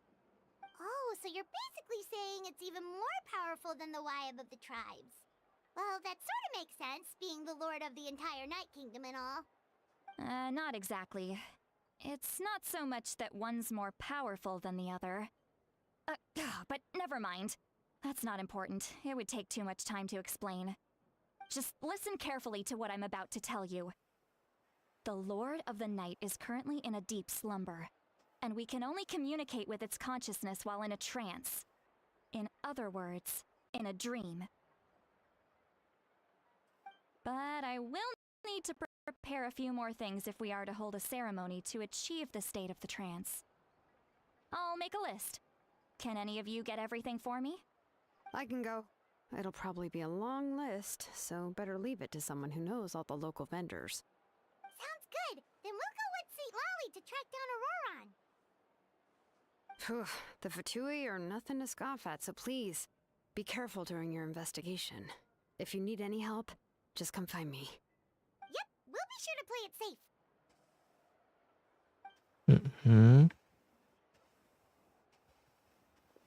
All right, now it's time for us to catch that brat and bring him back. I'm sorry I made you wait earlier. It was actually because I decided to swing by Auroron's place to look for clues. He has always lived alone, and I found a broken jar in his house. There was also something off about his phlogiston aphids, which I assume is because their keeper has been gone for quite some time. And interestingly enough, I saw some splash marks in the house that did not match any of our local weapons. My guess is they were left by Snezhnayan arms. Oh, sounds like the Fatui broke into his house and took him hostage. But why would they kidnap a kid who just spends his days living in the country and raising aphids? He's only in his 20s. What would they want with him? That's not to say that I believe he's totally innocent, of course. Since he's the only one who was kidnapped out of everyone in Natlan, he must have done something to attract their attention. In any case, we'll get to the bottom of this once we manage to get him back here. I'm truly sorry to put you two through all this trouble with me. But please help me get him back. You can count on us! All right, then let's start by heading to where Auroron was seen last.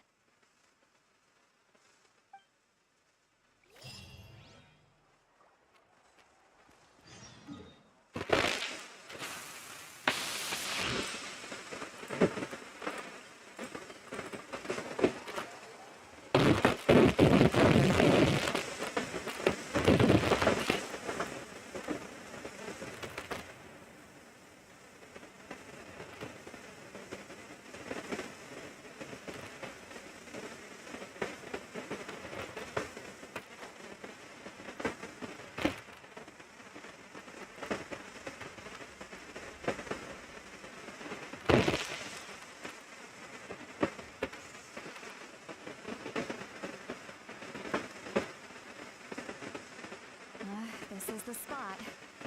An eyewitness claimed to have seen Auroron speaking to some Fatui soldiers here.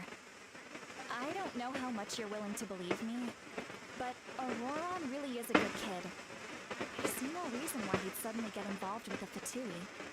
I'm convinced that what the witnesses saw was actually the Fatui coercing him, or perhaps trying to extract information. However, I doubt anyone would believe me, given there are no signs of a fight. Didn't Kate say that she's a big name in Natlan? Feels kinda weird to see her so frustrated and helpless like this. Auroron? Well, he was left at the side of the road as an infant, and the people of the tribe took him in. You could say that everyone had a hand in raising him. He learned a lot from us, and once he reached adulthood, he built himself a house out in the countryside. He spends most of his days growing vegetables and raising aphids, living off of what he harvests from the garden. He's always been such a good kid. He would even get his friends to deliver whole bags of fresh produce to my place. Oh well, let's keep looking.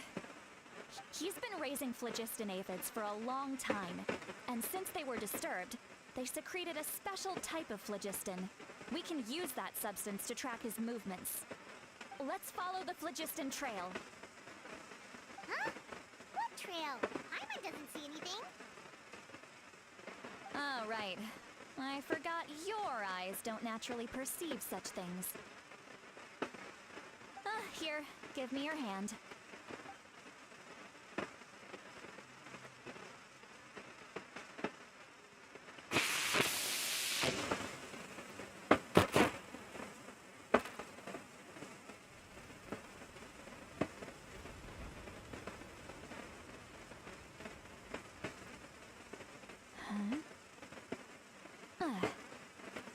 How about now?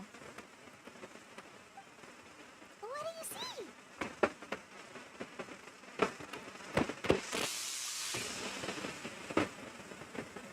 Whoa, Paimon can see it now too! That's right. I used a spell to temporarily transfer a portion of my senses to you. For a short while, you'll be able to see the phlogiston too. Wow, you can even share your senses with us? First time Paimon's heard anything like that. It requires a very rare spell that most people aren't adept at. But don't worry, it's a cinch for me. Between the two of you, it seems the Traveler's senses are a bit stronger than Paimon's. When I held your hand just now, I could sense that you've got a great affinity for phlogiston. You're extraordinarily gifted. Anyway, we'll need to use our vision now to track down Auroron. Good luck, you two. Over here, this way! See, Lolly might say a lot of deep and confusing stuff, but this spell of hers is really something. What does she mean by deep and confusing? As far as elderly shamans go, I'd say that I'm already pretty easy to talk to. Is there any other old hag who's as fluent in the language of the youth as me? To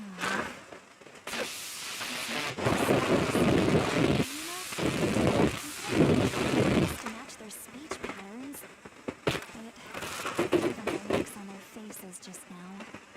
Or perhaps I'm still not fashionable enough? But that can't be, right? Don't tell me they're still getting the impression that I'm super old-fashioned.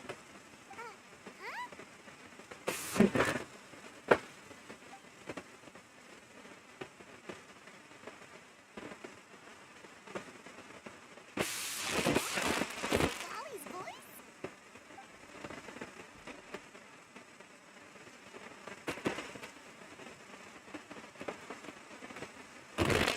Now that I think about it, good thing I found some helpers this time. Help of friends.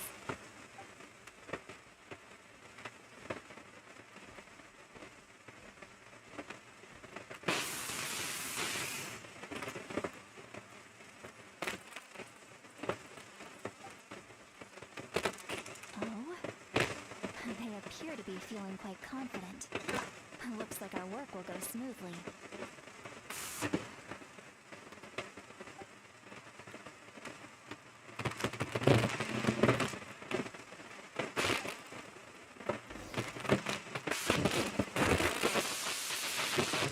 Hey, looks like there's a new camp over there!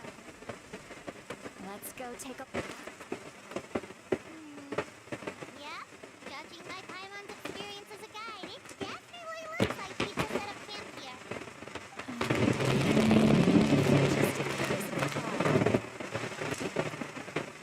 Let me see. Paimon sees a small shape here.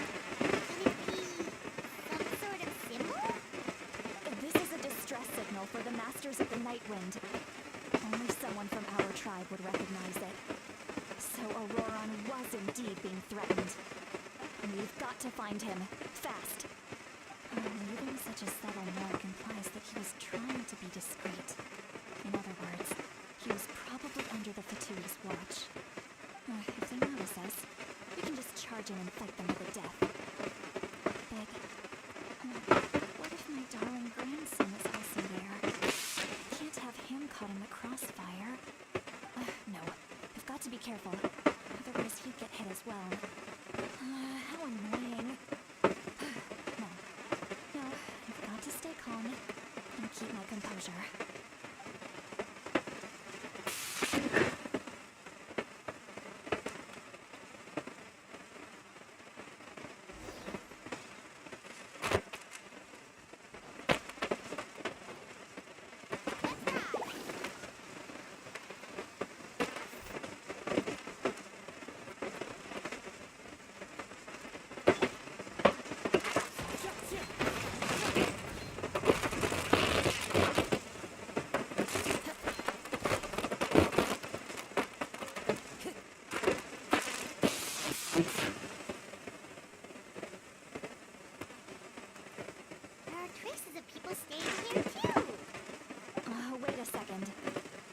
phlogiston around here is jumbled up.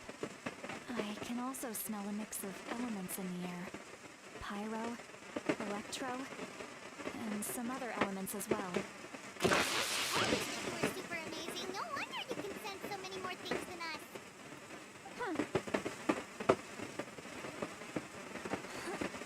It's about time that little brat said something nice about me.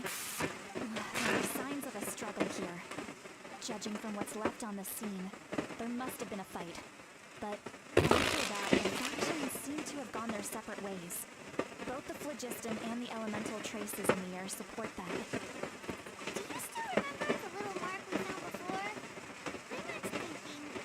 What if Auroron wanted to leave another distress signal, but was caught by the Facility?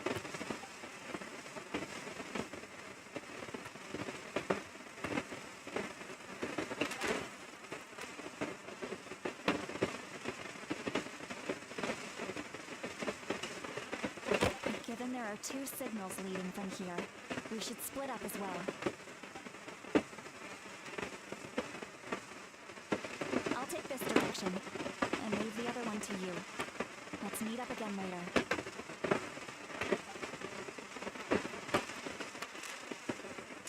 Ron, what the heck were you doing? It's one thing to trouble me, but now I had to bring other people into this as well.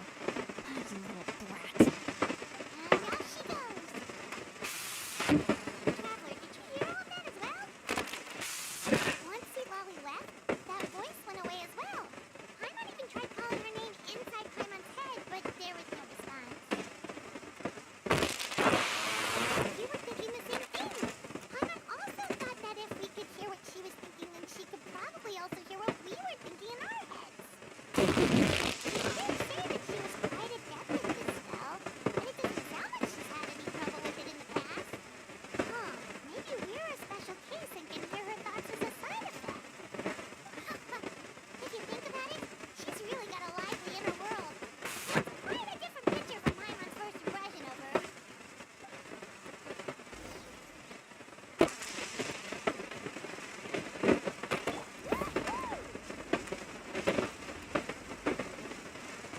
see some traces here.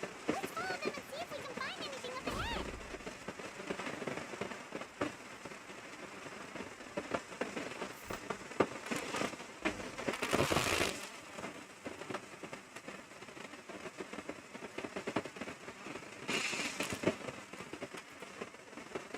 Did you find something? Huh. So we can't tell where Auroron might have gone from here. That's weird. The phlogiston field suddenly stopped. We can't make anything of these footprints either. But it can't have just with him. So, you can hear the sounds of the wind underneath you.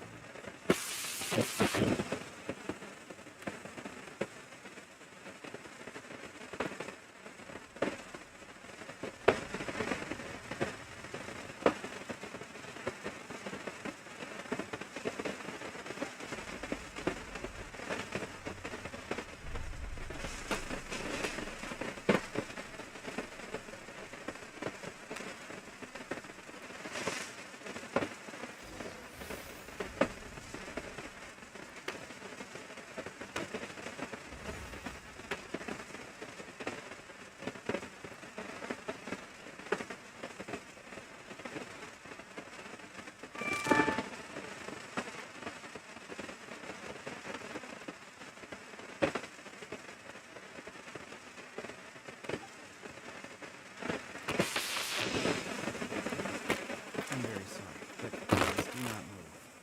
I have no desire to hurt you.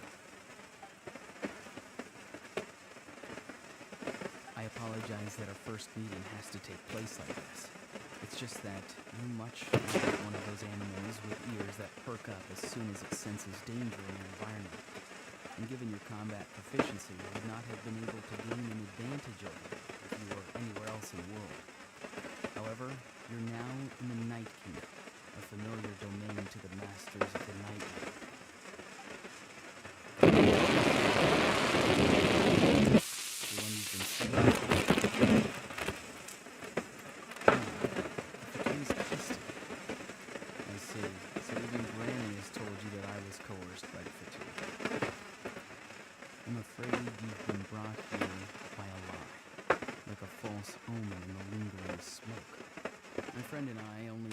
those traces to lure you here.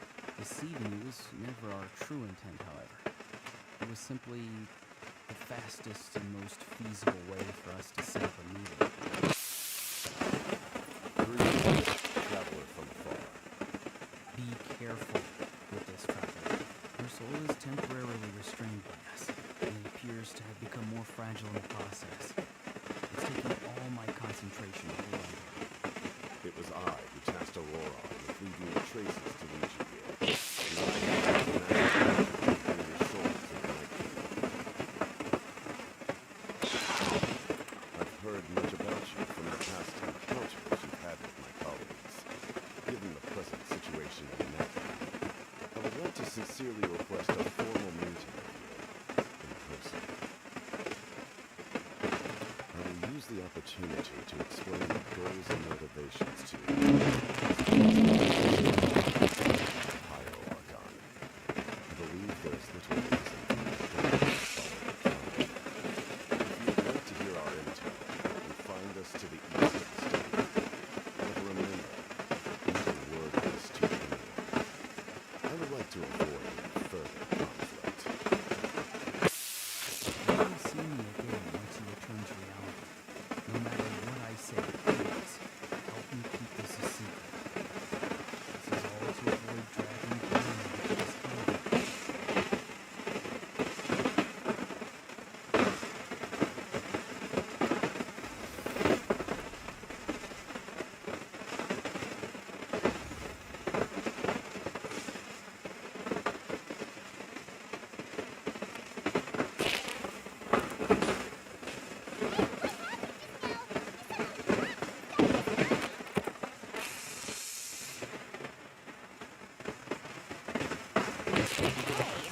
Why are you sitting on the ground?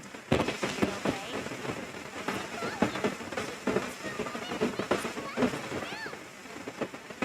Could it have been those leftover remnants from the night cleaning? Do you have any itches or pain in there? Don't worry.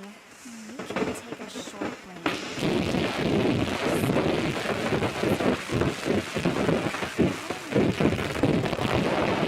Take you on this trip with me. If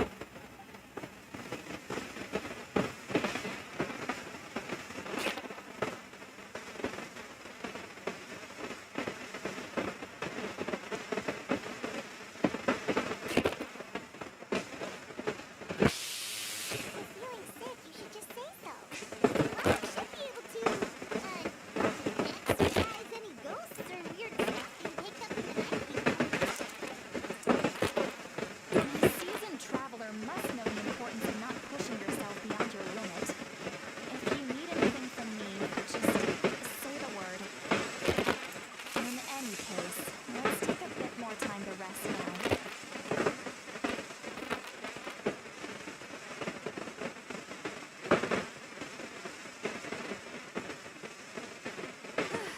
Need to be more careful next time.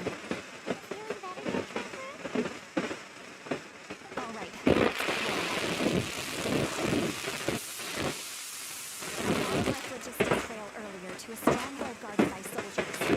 I have a feeling that Auroron is probably being held inside.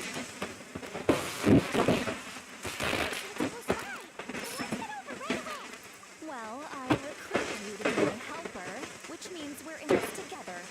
Like the wind in the clouds. We either move as one or not at all. But if you want to make it up to me, then just be sure to fight extra hard when the time comes.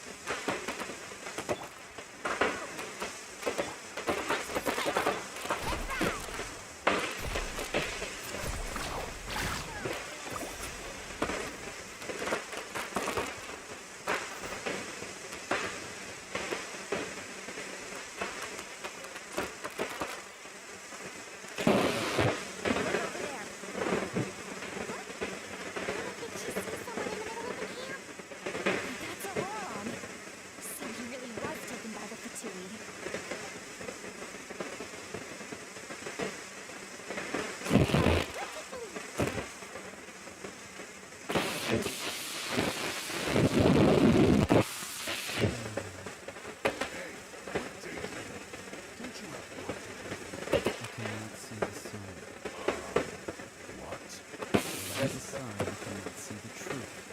You are currently blocking the light, so I must beseech you to leave the sun. Huh? Okay, Mr. Philosopher. That's enough mumbo jumbo. Wow. I'm going to rip that guy's head right off. Zebra is struggling to control her temper now. Are you ready?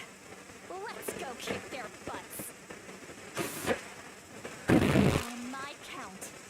3, 2, 1. Still trying to resist? You've got no idea who you're up against.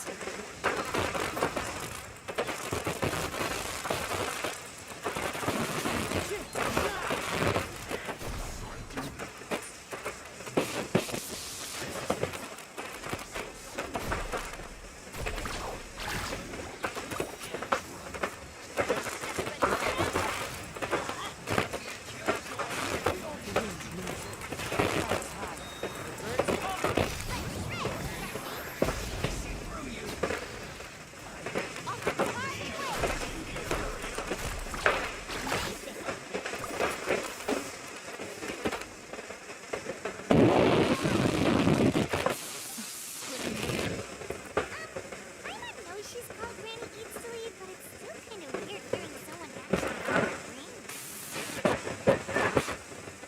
Greetings to you too, other Granny. What did you just call her? Granny. Is that not right? You are Granny's friend, are you not? You seem to be approximately the same age as her, so you're also a Granny. How many times have I told you? It doesn't work like that. There are a lot of people who are about the same age as me. You can't go around calling everyone Gramps or Granny. Wait. Not a child. Don't tell Paimon he's one of those people who look like an adult but are actually only 8 or 9 years old. Your words have pierced my heart like a thorn vine. Given how hard those thorns are to remove, you just need to find a pair of tweezers. Why are you so upset? Just say yes or no. Of course I'm not a child. It's just Granny always taught me to show gratitude where it's due. And since the masters of the Night Wind raised me collectively, I basically see everyone above a certain age as an elder I should look up to.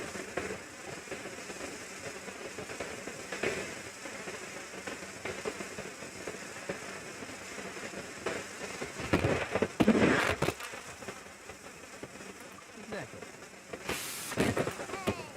But if you keep that up, then everyone's going to be your senior. And do you think saying all of this is gonna save you from a scolding, Auroron? Haven't I told you 100 times since you were a kid? Heed the 3 warnings. Here is beast crawling around, scammers looking for their next victim, strange people who appear out of nowhere. Oh, so you do remember, and you just chose to ignore them. I always knew that living on your own was going to get you into trouble sooner or later. But getting kidnapped? That really takes the cake. You won't always be able to rely on other people coming to your rescue, you know. You're just lucky we got here when we did. Or we might be launching another search and rescue operation to find out where they put your severed head. I'm sorry, Granny. Be more careful next time. Next time? Oh, good one. You think there'll be a next time after this? Not a chance. It didn't hurt you, did they? No, I don't about the past. You draw a map of the ley line of the future. Okay, now answer me all honestly. Were you the one who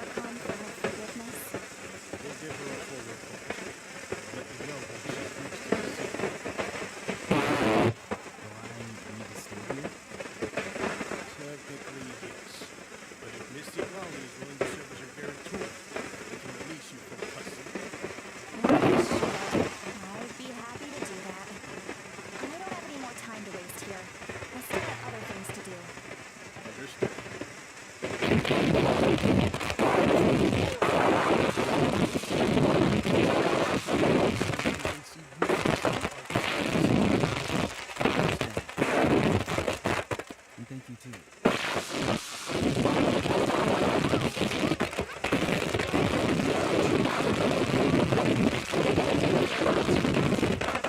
And don't worry.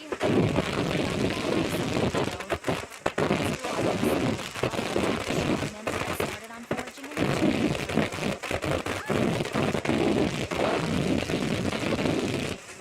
scratch my back, I scratch yours. It's as good as done. You can just go twiddle your thumbs or something while you wait for the good news. Bye for now. Come with me, Auroron. We've got to find you a place to stay for the night. Goodbye, everyone.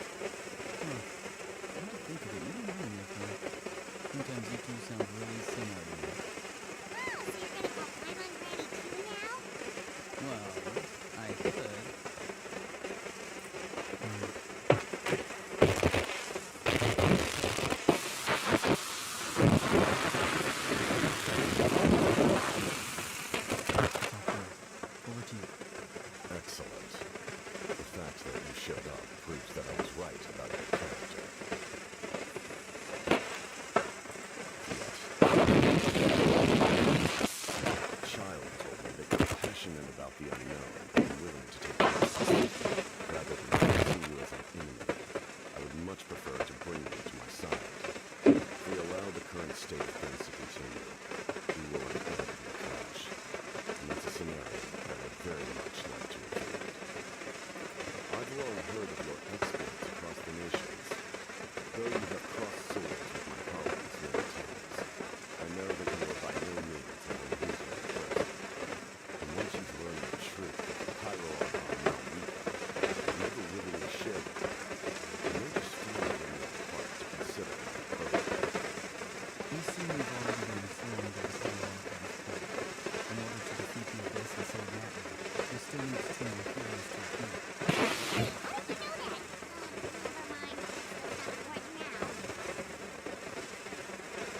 I've long kept a close eye on your plan. To be frank, it's an exceedingly risky plan. Will the heroes really appear? And even if they come to Earth, will their power be enough to drive the Abyss back? If any part of the plan goes awry, all of Natlan, even all of Tibet, will pay for the mistakes. Now, we may have been led to believe that this is the only plan available to her. What if I told you she's had another emergency? Details of which she's chosen to be everything. Yes. Not remain intact, even if her original plan fails. But given the painful cost of its execution, she has chosen to keep it as a mere backup plan.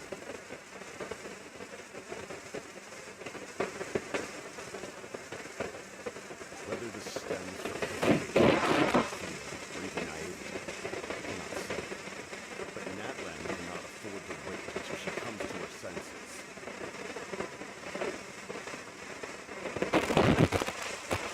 My fear is that given the enormity of the decision, she will be reluctant to confront the dire reality we face until it is too late. There will be no time left to execute that plan. And all of Natlan will be lost to the Abyss. We have to make the decision first, here and now. Evidence for all this. Just telling us a bunch of scary stuff isn't enough, you know. Besides, wasn't it you who tried to cease hypnosis for the Tsaritsa clan?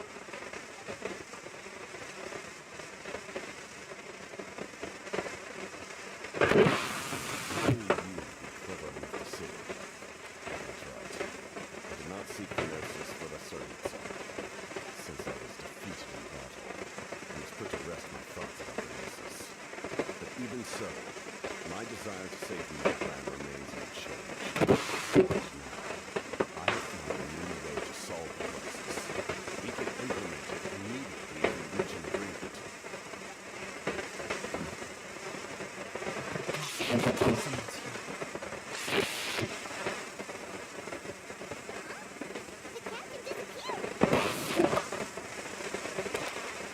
Something is rapidly approaching.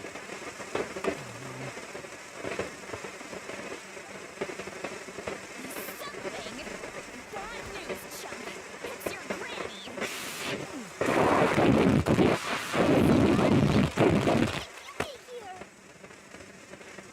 I knew something was amiss after we were separated. Hidden ceremonial tools, an unconscious traveler. I must say, I'm very curious about what you're up to. How dare you go behind our backs like this, Auroron? Colluding with the Fatui? Really? Oh, here we go again. Cat got your tongue, huh? You really think you can avoid a scolding just by staying quiet? I'm not trying to avoid anything. Oh, and now you're talking back. Well, come on then. Explain yourself. What the heck are you up to? I'm sorry, Granny. I feel so guilty. You! That's it! Where are my tools? I swear if I don't teach you a lesson right here and now, I'll... Wait, Mommy! Please calm down. Please. You learned a lot of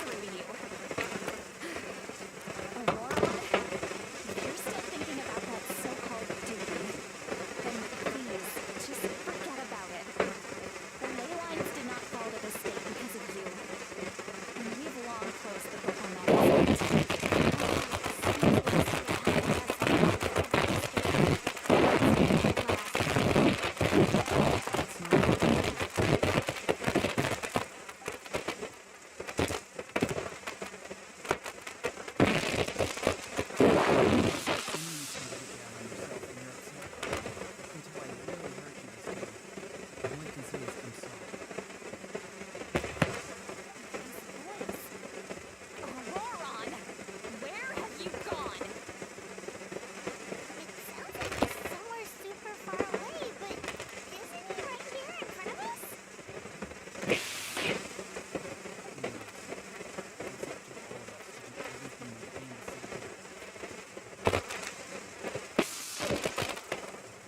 Get back here this instant! Auroron! What is this? Powder from plant spores? Is that the trick he used? What just happened? How was he able to suddenly be so far away like that? It's a trick of his. If you grind spores into a powder and spray it in the air, it can be manipulated to create an illusion. He pulled it off flawlessly. He must have put a lot of time into perfecting it. Don't tell me that's how he's been hunting in the fields these days. Oh, couldn't he have picked up something more useful? Look at that. That's it. The next time we meet, I'm definitely going to break his legs. Whoa, that's a little extreme. But still, why does he feel like he needs to run from us? If his goal is also to protect Natland, then can't we work together? I'm sorry for interrupting your conversation with them earlier. But even if you've been able to hear them out, there's no guarantee you would have gained anything substantial. Auroron probably did everything he could to get away because he knew I'd get the truth out of him sooner or later. Brat, I swear.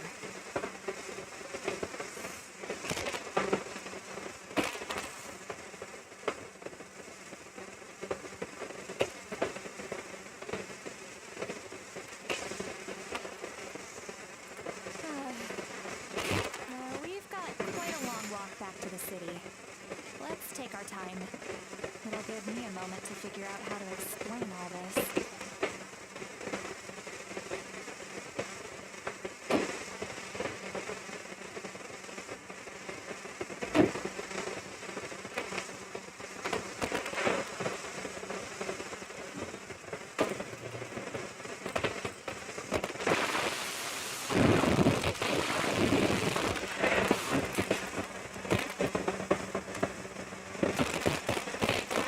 Do you two have some time? Feeling hungry?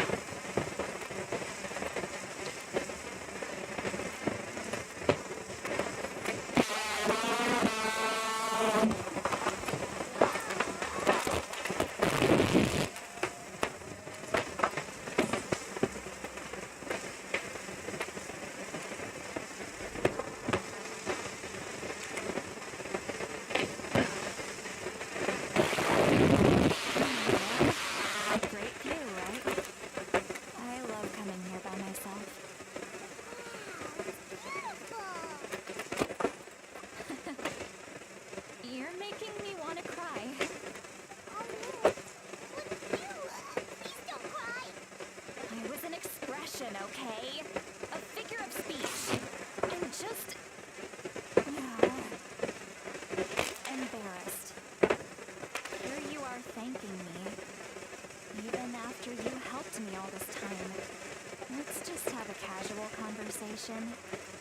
It's easiest that way. Really? You don't seem like the kind of person who keeps things casual. Well, I guess I used to be more of a stickler for the rules. And you're right.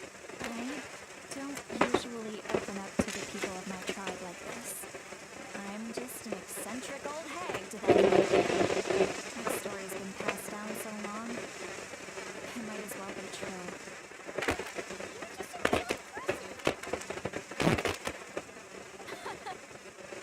The kids of my tribe would have a heart attack if they heard you say that. Granny Eatsley is a powerful figure. Be careful around her. That's what they'd say. Well, you are powerful. Some are. Others are mad I always come out on top. A few decades like that. And people stop knowing how to deal with you. And you. Are you scared of me?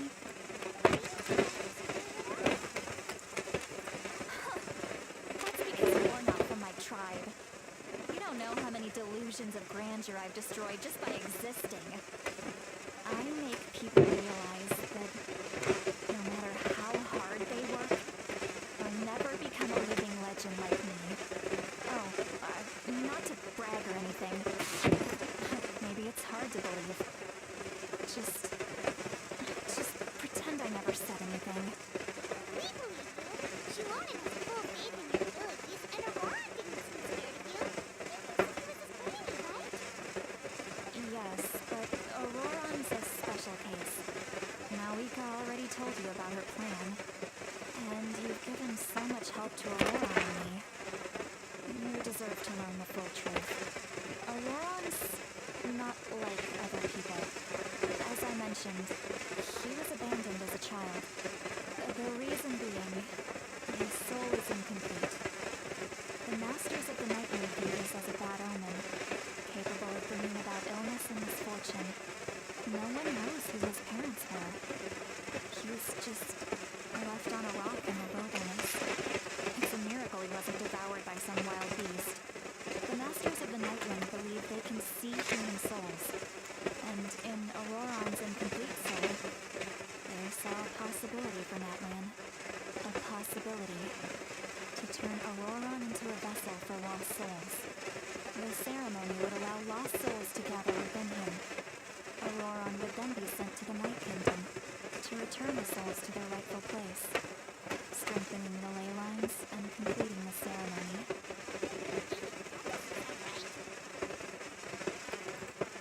Now you see the pattern.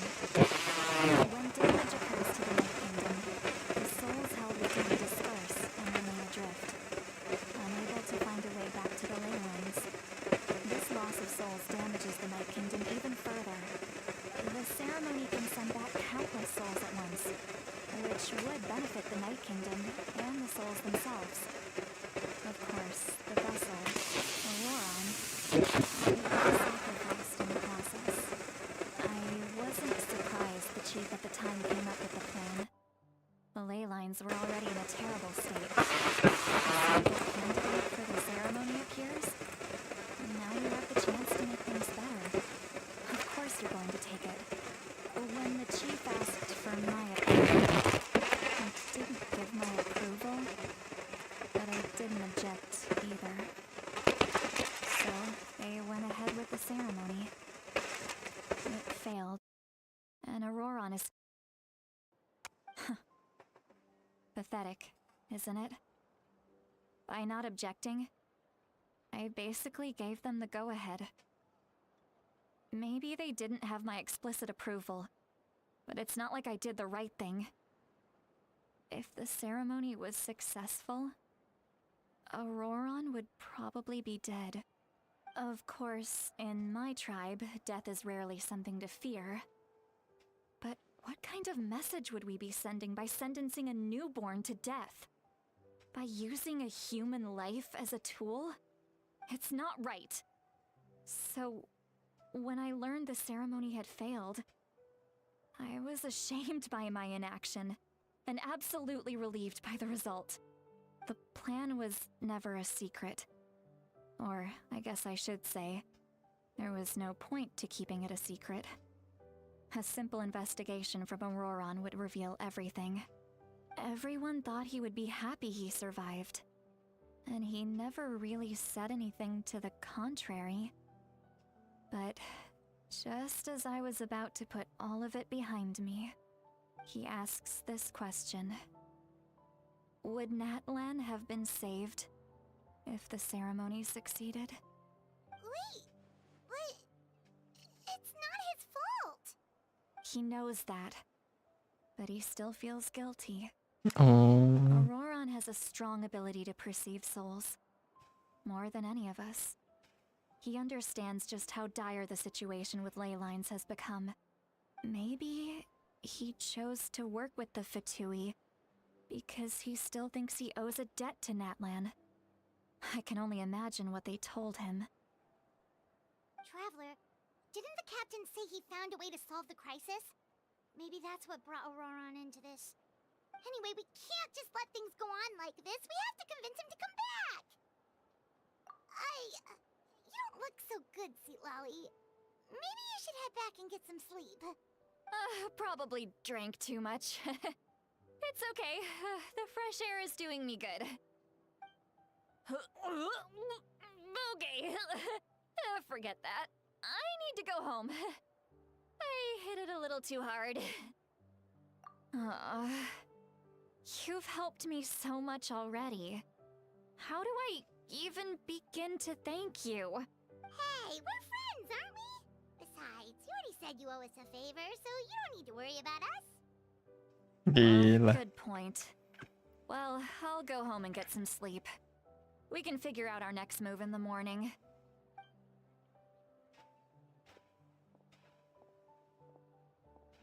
Friends. I like the sound of that. Auroron's probably back with the captain, don't you think? You mean about the backup plan? Do you really believe what the captain told us? Yeah, you're right. We should just go to her direct, but she's probably asleep. We can find her first thing in the morning.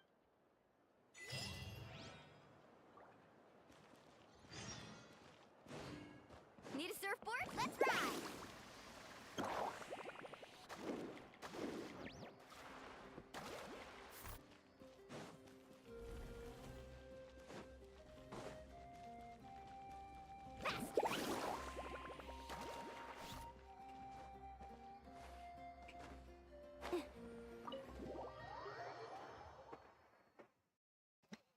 Ngantuk ya?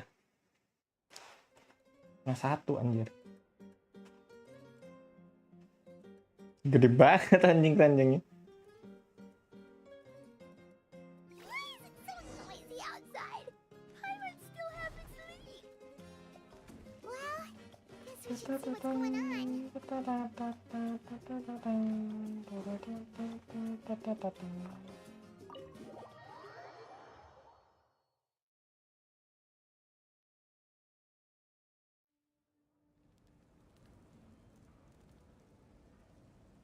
You're already here. I was just about to come get you. Wow, you're up early. That's impressive, especially after all the drinking last night. Let's not bring up last night. I'm embarrassed about the whole thing. Anyway, I was also woken up by the commotion. Looks like all the warriors from the stadium are on the move. I heard many areas have been attacked by the Abyss, including the Masters of the Night Wind. I need to head back right away. The Abyss attacked again? Are you sure you can handle it on your own? Do you need our help? I'll be fine. We also have the support of the warriors stationed at the various outposts. Given the quick response, things shouldn't get too serious. The stadium could always use more manpower, so you should join the forces here. I'm done making excuses for him. He's not a child anymore. He needs to take responsibility for his actions. I was the one who vouched for him, so I need to report back to the Speaker's chamber. I'll accept however they choose to handle the situation. But I should be able to convince them to let me go back to my tribe first to deal with the attack. As for the ancient name, once we handle this crisis, I'll talk to Shilonen right away. Don't worry, I never forget a promise to a friend. Thank you. Alright, I need to... She left in a hurry. This, looks like a lot of people.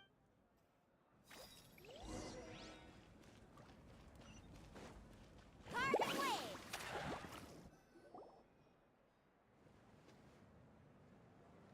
No. Traveler, over here! Perfect. Our star Outlander has appeared. Oh, you're all here! But, what's with the whole Star Outlander thing? Just my way of saying how awesome you are. We've got a real emergency on our hands, so this is the perfect time for you to show off your skills. Alright, but can we get a quick rundown of the situation first? The Abyss suddenly attacked the Collective of Plenty, the Masters of the Nightwind, the Children of Echoes, and a number of our camps and outposts in the wild. Yes, and the attacks are increasing in frequency. The tribes have plenty of defenses, so they're safe for now, but I can't say the same for the adventurers and merchants stuck in the wild. Chaska and I have been searching for survivors and treating the wounded. We just got back, but we need to head out again soon. I plan on heading back to the Collective of Plenty, just in case my tribe needs me. What about you, Mualani? Where are you gonna go? I'll go help the Children of Echoes. They're the closest, so I can start fighting right away. What about you guys? We could go together. Yeah, that does sound important. No worries. Just leave the Children of Echoes to us. Who knows? Maybe yours truly will have the Abyss on the run by the time you're finished. That would be pretty great, actually. I hope my tribe gets through okay. It'll be fine. Your tribe doesn't do all that bodybuilding for nothing. Let's part Bodybuilding. ways here for now. And most importantly, be careful, everyone. Oh, and some of us need to avoid getting contaminated by dangerous-looking substances. That will make my job a lot easier. Koichi, do we really have to do this now? It's alright. She's just looking out for everyone. Alright, let's hurry up and talk to the Pyro Archons. That's cool. Off we go.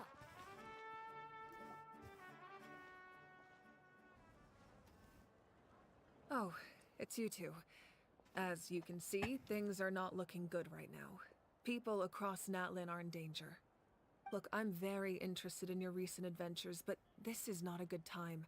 So we'll have to keep our conversation short. That's alright, Okay. we're also in a hurry. We're gonna go help the Children of Echoes after this. What? What? So he thinks my plan is too risky. He thinks I'm being stubborn. I shouldn't underestimate the Fatui's ability to gather intelligence. The Gnosis does have that function, but there's more to the story. I will answer you honestly, but you must help me keep this a secret. I can use the power of the Gnosis to save Natlan, but it comes at a heavy price. The Gnosis would drain all the souls and memories from the Night Kingdom and weave them into a giant net, which would surround the ley lines and protect them against abyssal corrosion. Wait, you can use souls to weave a net? But does that mean... Yes. It means sacrificing those souls in the process. Souls are just another form of life. The cruelty of this method is self-evident. The Night Kingdom not only houses the souls of the dead, but also our memories and legends. Using the Gnosis means converting all three into material for the net, erasing our history and culture. Even then, the net can still become corroded. If we cannot find a way to repair the damaged ley lines before that happens, then all those sacrifices are for nothing. Given the enormity of the price, it's a solution I refuse to consider right now. I want us to win, but I also care about how we win, and what that means for us in the end. Now it's true, both plans come at a risk, but after weighing our options, this is our best bet. Natlan is unique among the nations of Teyvat. Given the ever-looming threat of the Abyss, the Pyro Archons had to account for the worst-case scenario. Having a contingency plan is our duty, not just to the people of Natlan, but to all who live on this continent. Still, this has always been a well-kept secret. I'm very curious how the captain learned this information. Oh, one more thing? The captain said he found another way to solve the problem. Could be equally as extreme, though. Without the Gnosis, he should have no other option. But I see no reason for him to lie. Seems like our only path forward is to track him down, so he can answer that question for us.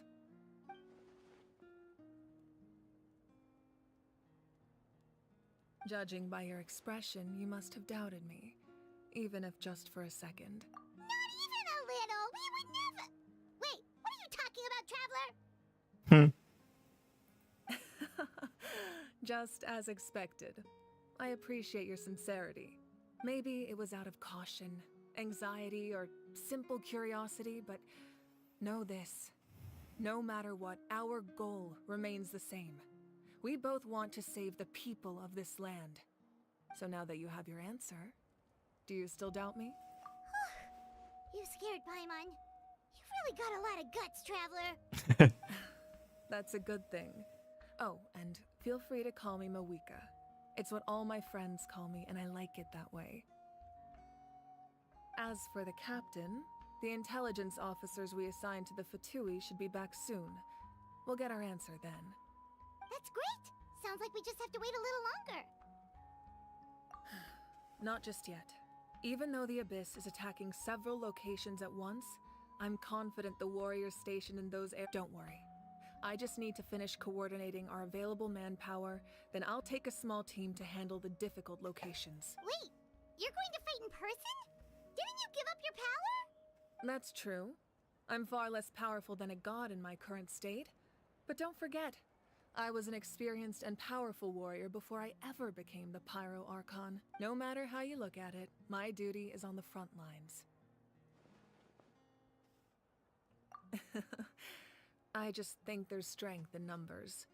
If the people feel emboldened, that's just a bonus. Anyway, even if we respond to these threats in time, Rambutnya bagus it's banget not ya. a permanent solution in the long run.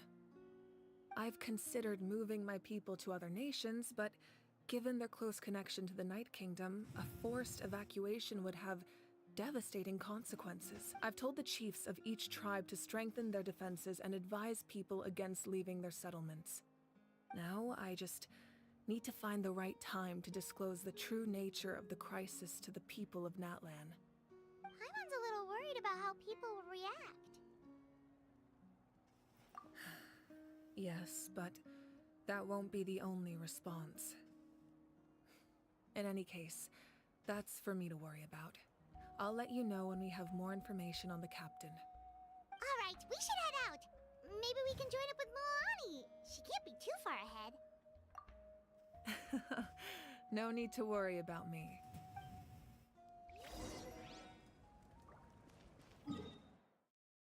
Kok belum ada cutscene sama sekali ya?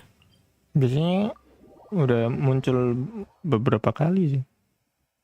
Kali ini beda ya. Need a surfboard?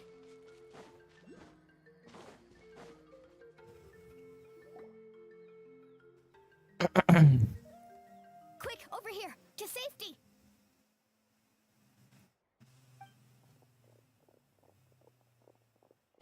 Kachina, how many people do you have left? Duh, Kacina nggak ada audionya anjir. Sama Kinich. Ngebug ya ini. What's the situation? There's a trapped caravan that needs our help. We need to rescue them as soon as possible. We'll go together.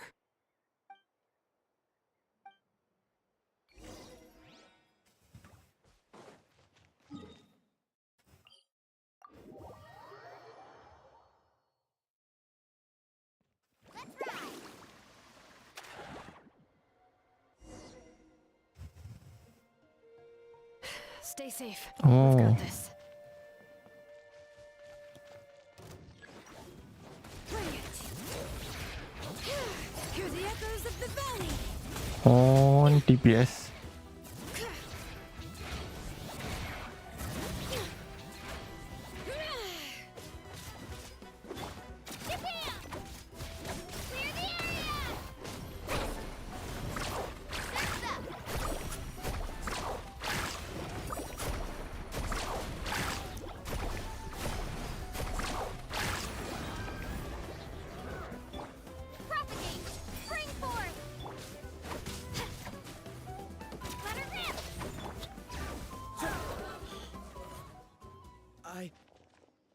I really thought I was done for.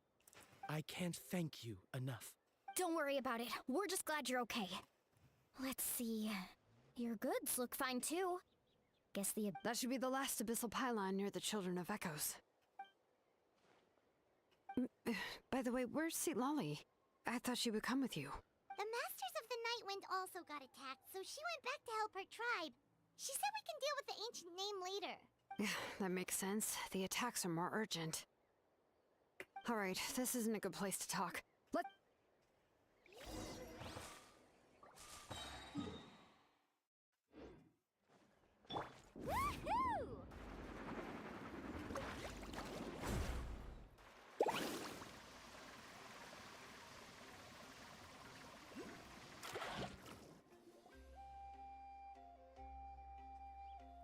Looks like a few people were hurt after all. Oh, I should have... The Abyss threw a lot at us at once. I rushed out as soon as I heard the alarm, and there were already so many monsters. Before long, Kachina brought over a whole group of warriors, and just like that, we destroyed several pylons as a team.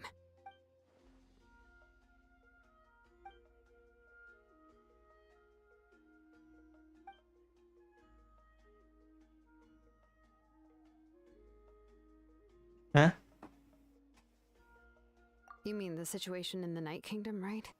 Yeah, I feel the same way.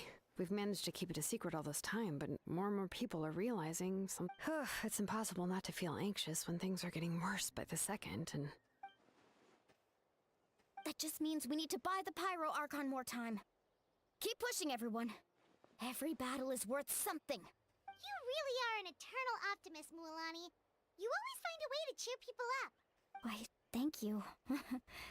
I guess it's one of my better qualities.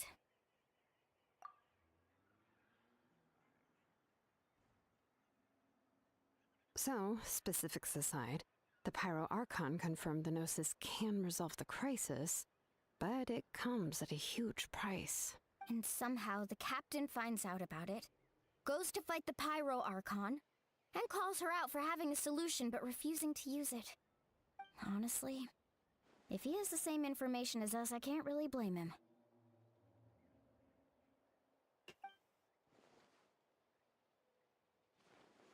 We talked to Moika before we left the stadium. According to her, the cost of the captain's plan is too high. And, well, it makes sense. If that was truly the better choice, she would have picked it. Yeah, I trust the Pyro Archon. When I was upset about Kachina's disappearance, she was really sincere and patient with me. Plus, she burned down all those precious mementos for Kachina. She's already proven how much she values even a single person's life. When it comes to Outland survival, there's no way she would hold back. I agree. Maybe the captain weighed the costs and came to his own conclusion, but I'm sure we have different priorities.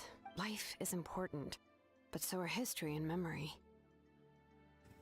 As the Archon, she can't tell us everything, but it seemed like she wasn't holding anything back this time.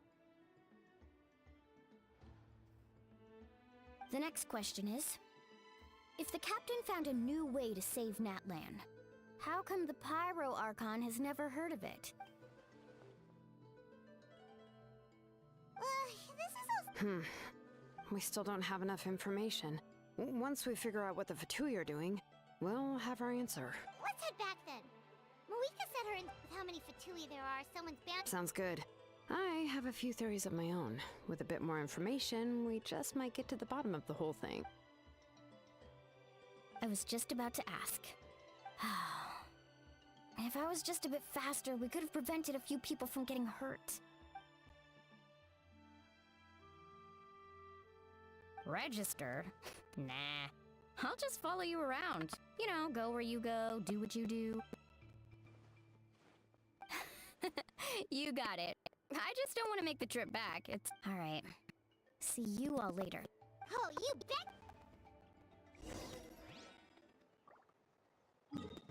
Balik lagi.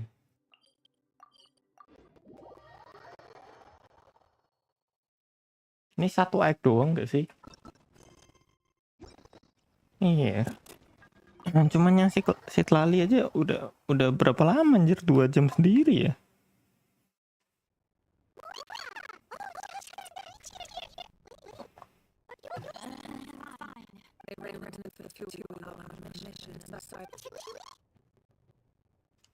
Calm down, let me explain. Here's what happened.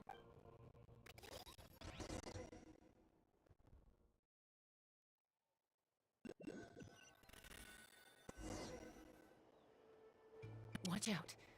It's the Fatui. Were they attacked by the Abyss? No, wait. It looks like they're protecting a group of travelers. Over there. Do you see? You're right. That's a traveling group from Natlan. Could they be trading for something? Let's keep observing for now. We're glad you're okay. Given the appearance of abyss monsters all over Natlan, you should cancel your journey and seek shelter at the stadium or one of the tribes. Thank you so much. I wish there was something we could give you. We don't expect anything in return. We were out on a mission and saw you being attacked. It was our decision to help. Sejak kapan Fatui baik anjing? If you truly wish to repay the favor, you can keep this a secret. If anyone asks, just say you were saved by warriors from Natlan. Huh? Oh, okay. We can do that. But... We're not asking you to cover up our activities. We haven't done anything illegal. Our captain simply wishes to remain undisturbed. Nonetheless, the decision remains yours. If we wanted to keep you quiet, we would have employed a harsher method. Got it. We'll get going now. Did you hear that? They mentioned a captain. Isn't that who the Pyro Archon is looking for? Exactly. We could be onto something big. Still, there was no trade. They were just helping people in need. I didn't sense an ulterior motive. I didn't believe the captain when he said he wanted to save Natlan.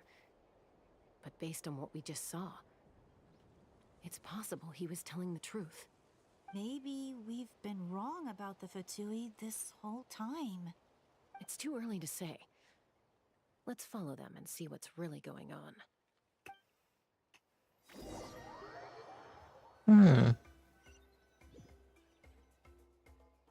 So this is where they were headed. Looks tricky. It's heavily... Koichi, wait for... Oh, no you don't. How are you planning to get through all the guards? Look, I can use this terrain to my advantage. With our tribe's special way of getting around, I doubt that... We still can't see anything on the inside. What if you... The more heavily guarded the location, the more valuable the secrets. Even if the captain isn't here, we can still figure out what the Fatui are planning. That intel is... Fine. That's even more risky. You've been running around saving people for... I'm confident I can protect myself. I'm not sure... I can. You really believe that? Fine, don't believe me. But you can't honestly tell me infiltrating a heavily guarded Fatui hideout all on your own sounds more reasonable. You know, growing up, even if I insisted on doing something, it never gave you any trouble. I'm not sure you can... All right. If we start arguing, this will never end. All right, same plan as usual. We split up, communicate with hand signals, make sure our blind spots are covered, and support each other once we strike. Got your ropes? Yeah, let's go.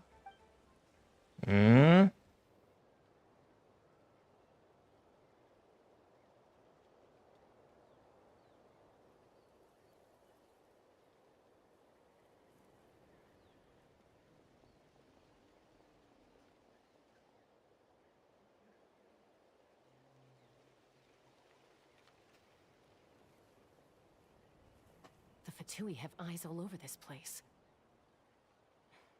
I should wait for Koichi's signal.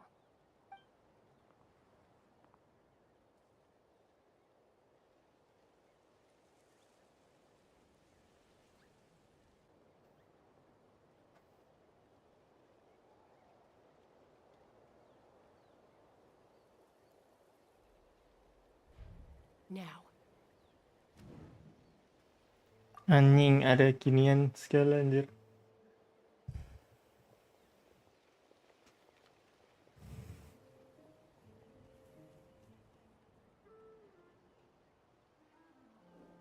Not sure how many chances I'm gonna get.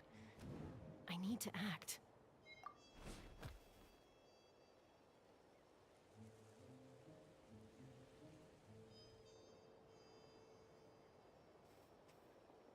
Good.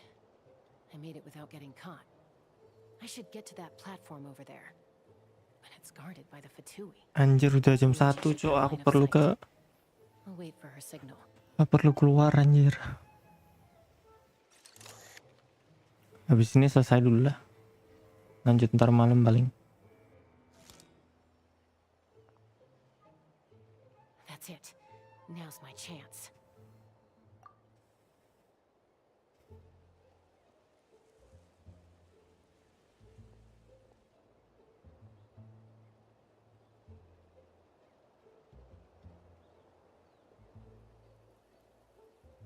It's no use staying in one place.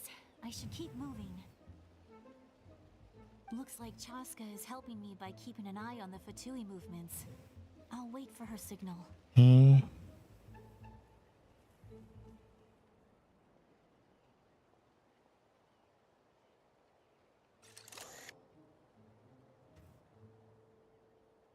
Time to move. Cool.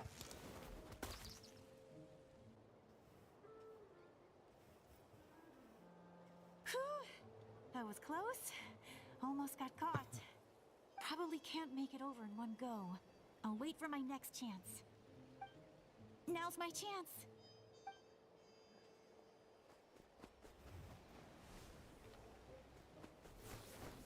Anjir. I made it! That'll show my sister. Let's see. The Fatui's occupying all the best locations. If we could just get past them somehow. Wait, I've got it!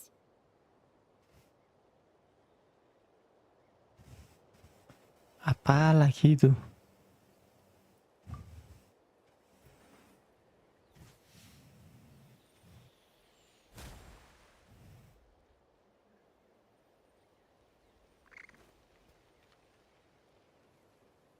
Huh? What's that noise? Did something explode? Oh, it stings! What the heck is that? What do you think you're doing? I could ask you the same thing! Good, they're arguing. Looks like they just needed an excuse. They've probably had enough of this job already. The people on the hill over there left to help their comrades. This is our chance.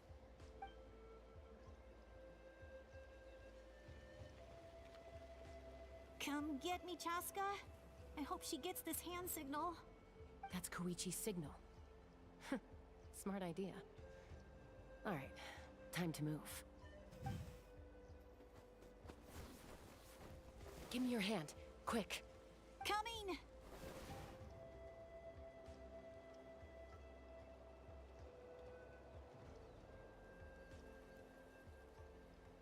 I checked, and this way is completely clear. It should lead us to the deepest part of this place. Biar cepetan bang. Ternyata udah jam 1 wey. Well, Perlu ke PCA bang. wait, you're just gonna admit it? Let's focus on the task at hand. We're in the... Alright. If you're not gonna take the bait, looks like the Fatui are here to dig something up. I'm surprised they mobilized this many people. I doubt it. Seems like they're looking for a dragon relic called the Source Mechanism. The device is ancient. Barely any information survives to this day. And even... Not bad. Looks like it's in good shape. This should be what our Lord's looking for. Took us long enough. Back? Back where? Should we keep following? You really want to keep going? Of course. We make a good team, don't you think? Uh-oh. We've been... Falling rock incoming! Watch out for your gadget! What? You'll regret... Ah. Apa maksudnya? Once we got them off our tail, we went back to observe some more. They'd collected several identical pieces. It looked like they were waiting, though.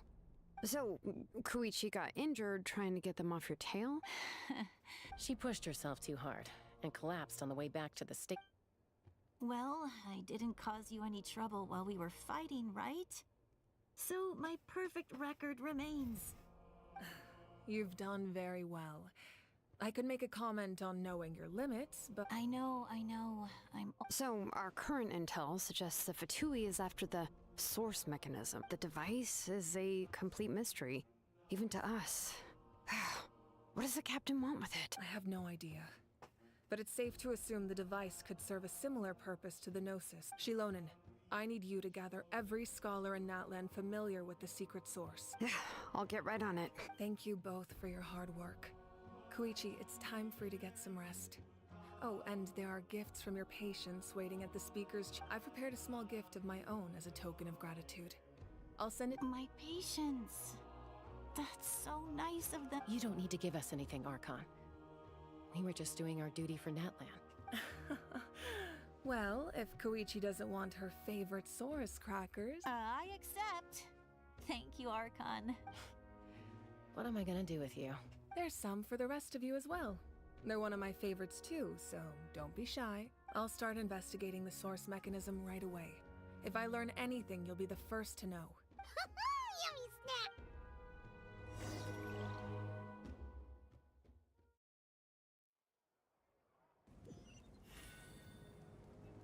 Oke bang, kita istirahat dulu ya, kita off streamnya bentar, ntar malam atau sore mungkin lanjut, tapi kalau nggak bisa ya mohon maaf kan. Thank you guys yang udah nonton, kita berjumpa lagi di stream selanjutnya. Hati-hati dan sampai jumpa, bye bye. Bye bye.